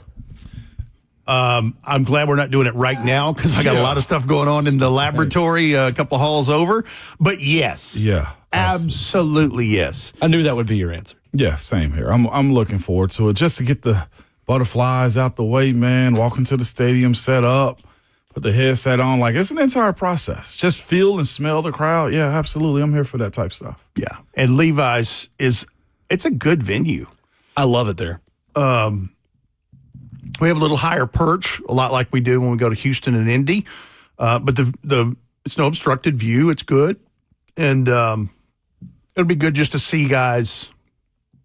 Of course, you're going to go out Monday with the team because on next Tuesday, they're scrimmaging the 49ers. Like, of course, I expect a full report. I should take down notes. Tune in Wednesday morning. Yeah. And it's not out of FOMO. Like, I just want to see what you see. Yeah, no doubt. I want to see, because they are clearly, what we said in the first segment of this hour, they are clearly ready to hit someone else already. That little one-day break will be necessary. Yeah, right? and it came at the right time. Like, I'm interested to see how it resets and gets out there again tomorrow. And, of course, everybody's going to be watching number 98 and his demeanor. And listen, he'll still bring it. Yeah. But he's a smart enough man and a mature enough man to make the proper reset and move forward. Where I want to go on that one is exactly where you started. Like, barring this guy's health, I do want to see that attitude of Jeff's matched up with Trent Williams in some capacity. Because Trent doesn't turn. I'm not looking for a fight, anything like that. Not even a little bit. It's not necessary physicality, at that point. Big on big. Number one on number one. Exactly. But that's what I mean by watching JC kind of bark and bite a little bit. Like, you need one of those types of dudes because that type of guy, one, you better be at the top of your game. You can't be that loud and bad, okay? You better be able to walk it when you talk it. And it forces the other 4-7 guys that you have in that foxhole, which would be like, this is our standard. So I kind of want to see Jeff and Trent Williams go at if Trent is healthy and available. The substation is kicking names and taking butt right now in San Francisco. So and Trent's older, so I don't know if he's in on joint practice. How old is Trent? Anymore. He's 36. Like 38, I think. Okay, I thought he was heading towards 40. I probably gained him a year, added him a year, but I think I said 36. You said 38. I think you're probably right. 38 years old. July 19th, 1988. I just be knowing from time to time. He was born in the 80s? Oh, I'm just kidding. Easy. Fight me. I'm kidding. I'm kidding. Easy. I don't truly want to skirmish in here. That's right. No Fracases in this studio. We'll be sitting in the side studio. No Donnybrook's. I do say that actually, though, not about me, but because there are less and less guys who were born in the 80s still playing NFL football. So when you look at somebody's age and you do see an 8 next to it, it is like, oh, okay, well, that's older player. That was so common when I came in. It's basic math. It's funny. Right. I told him I was listening to one of the referees at practice of it. It's like they got to be in tip-top shape because the league stays young. They get older as referees. So you better keep up with the game. So fascinating. Father time. Hey, if you're lucky enough like me, wait till you do it till you're like, he's old enough to be my son. He's old enough to be my son. He's old enough to be my son. He's old enough to be my son. Yeah. I'm a few years removed from that right now. You're not too far down the road. I got about to have an 18-year-old. Moving on. That's awesome. No, it's moving on. Cardell Tate was born in 2005. So there's the other end of the spectrum right there. Rhett, when we look at this defense, linebackers are making plays in pass coverage. And we listened to Anthony Hill Jr. say earlier when he was at the podium yesterday, that's where he feels like he's made the biggest improvements. Is in pass coverage. James Williams with a jump man, one-handed interception yesterday. I love what I'm seeing from this defense at the linebacker position so far in camp. Let's start with the latter first. Big Dub, you know how much I like James Williams. Incredible story. And, had a path much like his teammate Mahmoud Diabate that they brought in free agency, who was a safety in college and moved up to the second level and kind of doing some hybrid stuff. When Robert Saleh had been talking to all of us about conditioning, strength, showing up in shape, all of those things, there's some guys that took it very seriously, and those two that you mentioned are two prime examples of that. James Williams told Jim Wyatt he lost 20 pounds. Yeah. And you can see it. You can. Like his core, like you can 100%. He realized, okay, and that's probably why he's got a little extra scoot to him, more to the big, long safety type than the second tier. He got his coverage skills back, I feel because he's a big dude anyway with a great wing. He's a 5-star in high school, coming out of high school. And Big Dub, as I like to call him, because that is his nickname. He's just dialed in. Because listen, that room got crowded all of a sudden. Cody Barton's probably feeling the same thing. Because we've been talking about who lines up at the 4-2-5 when they bring in a nickel. Because that's only 2 spots in that middle level. But clearly putting in the work. And Anthony Hill Jr., I was thrilled that they drafted him in night 2. Because the guy can play ball. And much like the Carnell Tate of it all, those top 3 picks, they just turned 21 years old. They're pups. Anthony Hill Jr., like Robert Saleh said it a few days ago, he's already dropped 4% body fat. Taking it seriously now. Mike and Ike's once a week. 2 picks? Instead of 3 times a week. Yeah, I did not expect that. An old school candy like that. I didn't either. Yeah. It's like, dang. That would have been as foreign as if he said, "Yeah, I got to lay off the Raisinets." Some old school Juju beans. Yeah. Boston baked beans. Boston baked beans. That's right. Absolutely. Yeah. Lemon heads, lemon drops, whatever. I loved lemon heads. Boston baked beans. They were pretty good too. I've never heard of those. But peanut. It's a peanut candy. It's pretty good. I used to like them. Okay. It's an older candy, but I liked it. It's got a good flavor profile. It is definitely old school. As a fat boy kid, I definitely ate them. There wasn't many candies I turned down. I mean, Anthony Hill Jr. had two picks in practice yesterday. One was a gift. Like, he went and got that thing. Yeah, but he did. The others he's had, I think that's his 3rd so far in camp. Anthony Hill? Yeah. I know he's had one other. I think you're right. Yeah, he did. Before the pads came on. Right, Yep. He just seems to be what he was described as coming out for this draft, is like the GPS to the ball, as Mac would say. And again, the thing I'm excited about, he used to rush the passer that first couple of years at Texas. Like, you could work him into something like that. Like, that could be, like, if he's a quick study and things are going well, I wouldn't be afraid to use him in that capacity. The defense of it all gets you excited because it had the most things to fill need-wise. And, Marcus Harris Jr., I think, has done a nice job so far in taking a lot of that nickel responsibility in 5 DB packages. And you've noticed it. Amani Hooker's starting to do more Amani Hooker things because he's not having to think and worry about who's lining up where, because you've got Cordell Flott, you've got Alante Taylor, you've got Mahmoud Diabate. Like, that's the exciting part of all of this is, what is this defense going to be like? Is Robert Saleh's going to get that stuff in shape?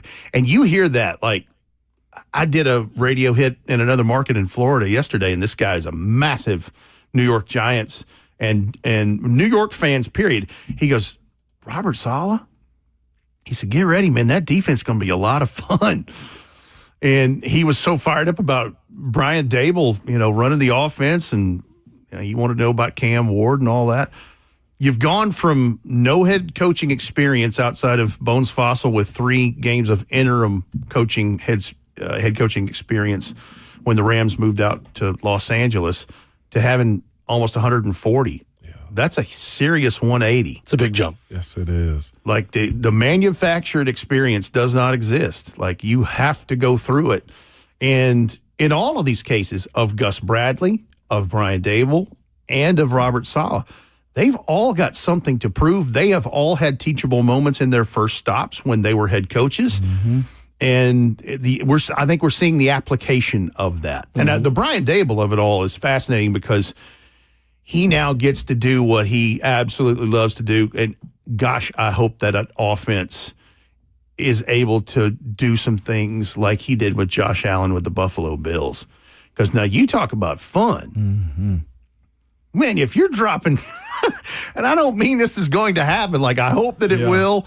And eventually, I hope we can get to that. But, man, if you're dropping 30 points a game, you're winning some ball games, man, especially if the defense is doing stuff. Absolutely. And then Tommy Townsend, the punter. Absolutely. He's tickling 4.9 to 5 seconds almost every time he touches the ball in hang time. He's punting moon balls. He is absolutely I'm surprised it hadn't rained because he pierced a cloud.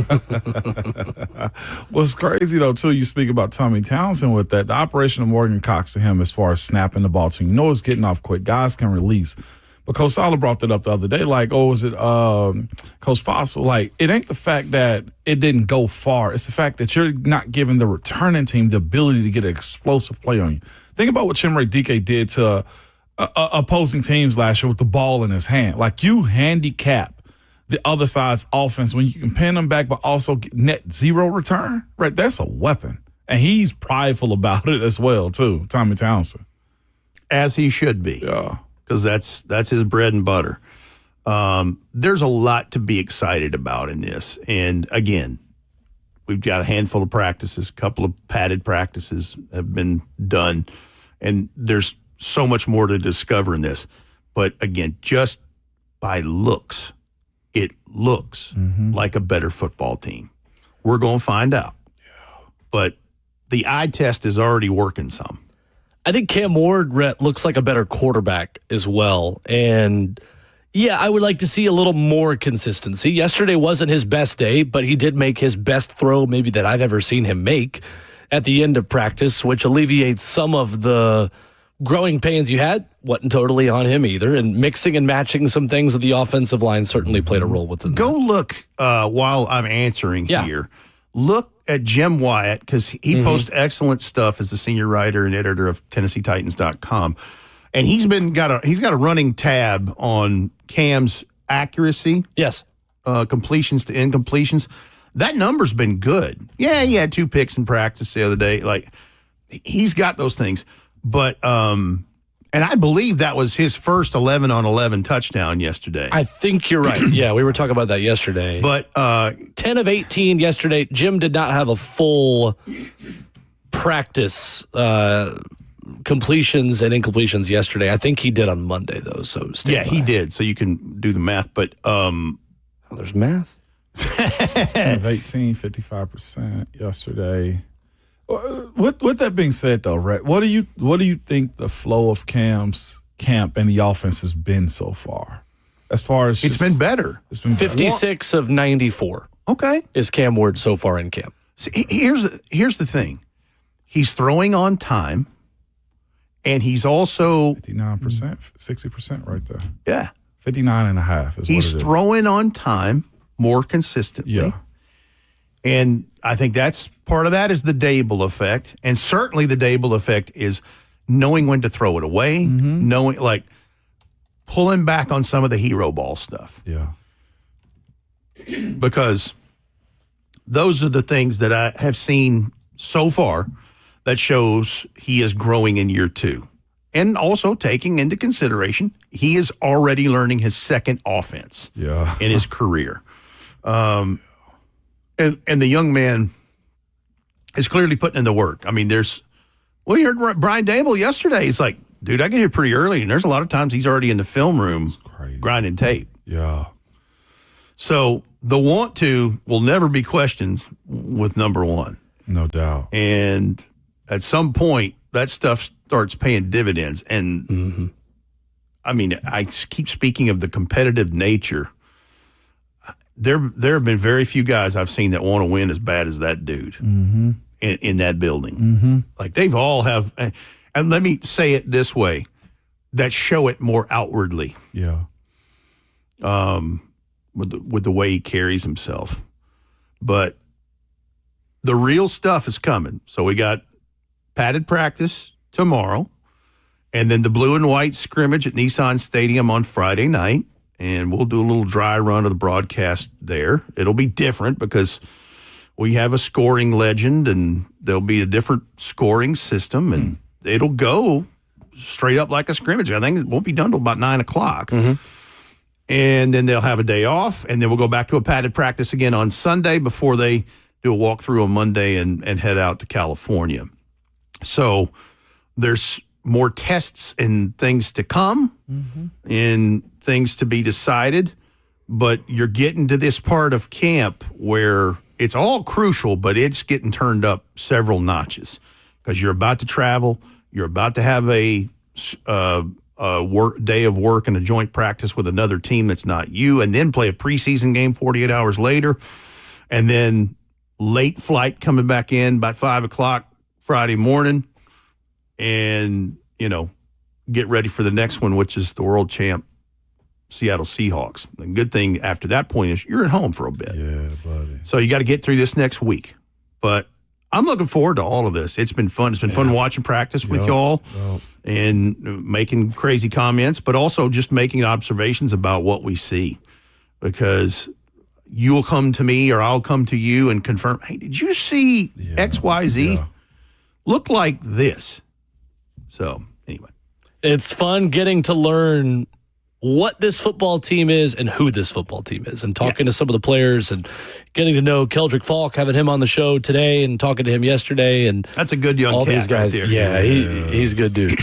He's a good dude. He was very excited to talk about playing in this kind of defense and how much easier and more fun it is in his mind. I think we're going to see a good version of him this I'd love to see him have a good week in San Francisco next week. Same, right. I think that front four rotation needs that. Yeah, I'm with you there. Yeah.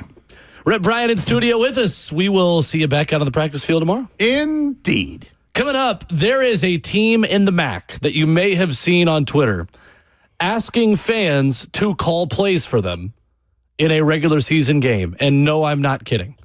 I'll explain the details, and we may give our take at calling some plays for Akron football coming up next.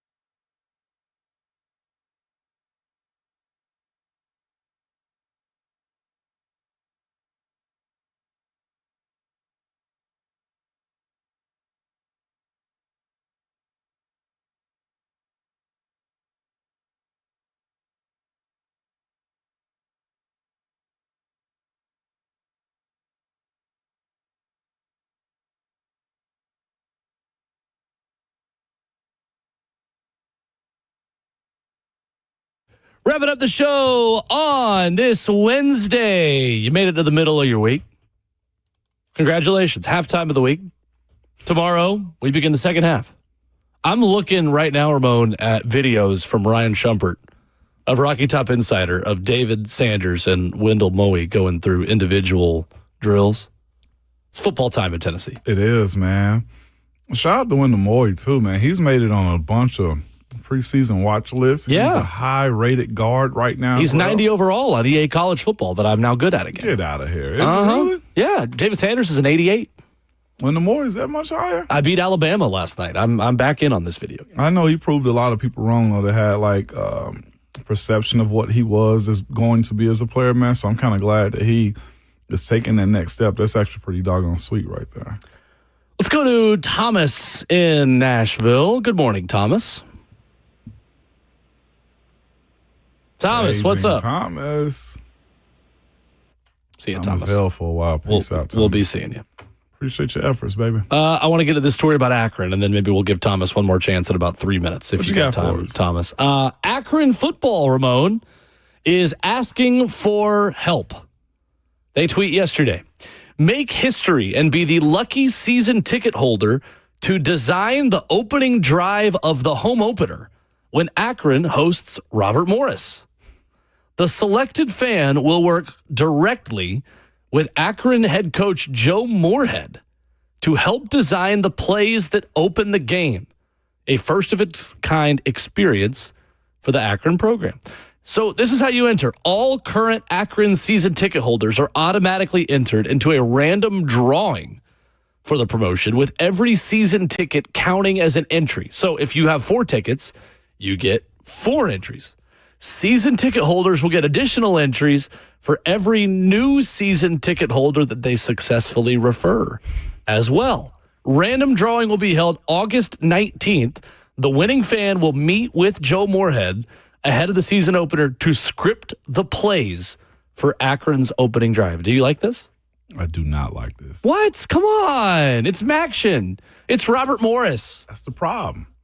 I understand their point. I just do not. Don't if I'm a player, don't be putting my career at the feet of somebody that just played, as somebody said here, NCAA football all their life. Yeah. Absolutely not. What No. happens if you score on the opening drive and they struggle the rest of the game? Then And what? get a guy a beer and send him back to the stands. It's Robert Morris. They're not going to struggle. I was like, well, Robert Morris, who famously beat Kentucky in the NIT. This is very true. This remember. is very true. So, but I'm Because just that has relevance here. I mean, you just petty. That's what that Well, that's is true. right there. I just remember I was a Robert Morris fan for my whole life that day. For the whole day? Yeah. They were playing Kentucky. What are you talking about? In basketball. You idiot. If it was football, I wouldn't care. But no, I'm just of the mindset like, nah, fans, that's too much power right there, in my personal opinion. I had an opening script kind of in my head. You got one? Yeah, so Let me we're going hear to it. start out in shotgun wide stack. We're going to run RPO trap alert with screens to the outside. So we're going to stack our 2 receivers, wide splits. We're running the Tennessee offense, baby. Wide splits. If we got a light ball, we're gonna count. I'm good at counting to 5. If we've got 5 defenders in the box, we're running that ball. If not, I'm pulling that seed outside. We're picking up 6 on first down. We're gonna go turbo speed to the huddle. We're just gonna run the same thing again until they stop it. We're gonna look. Are they lighter box? Okay, all right. This time, now they're gonna put a 3rd guy out there. They're gonna run man on the perimeter. We're running that ball. Bam. 20 yards. We're going back up to the line of scrimmage. We're back in shotgun wide stack. We're going to check. We're going to make sure that they're back in that man coverage. We're going to bait them. We're going to run that same thing. We're going to fake the screen. We're going to pump fake that thing. I want my outside receiver blocking for 1 yard, then boom, release, down the sideline, wide open, go route, touchdown, 3 plays, 75 yards, 41 seconds, take it to the house, play the fight song, go Zips. You thought this through. That's how I'm scripting my first You drive. thought this all the way You've got through. it, and we need that receiver. Hey, in practice today, I want you to sell. You're blocking. I want you to think you're blocking. Bam! Rip them off of you. In the face. We're running down the hash marks. Strike up the band. Go Zips.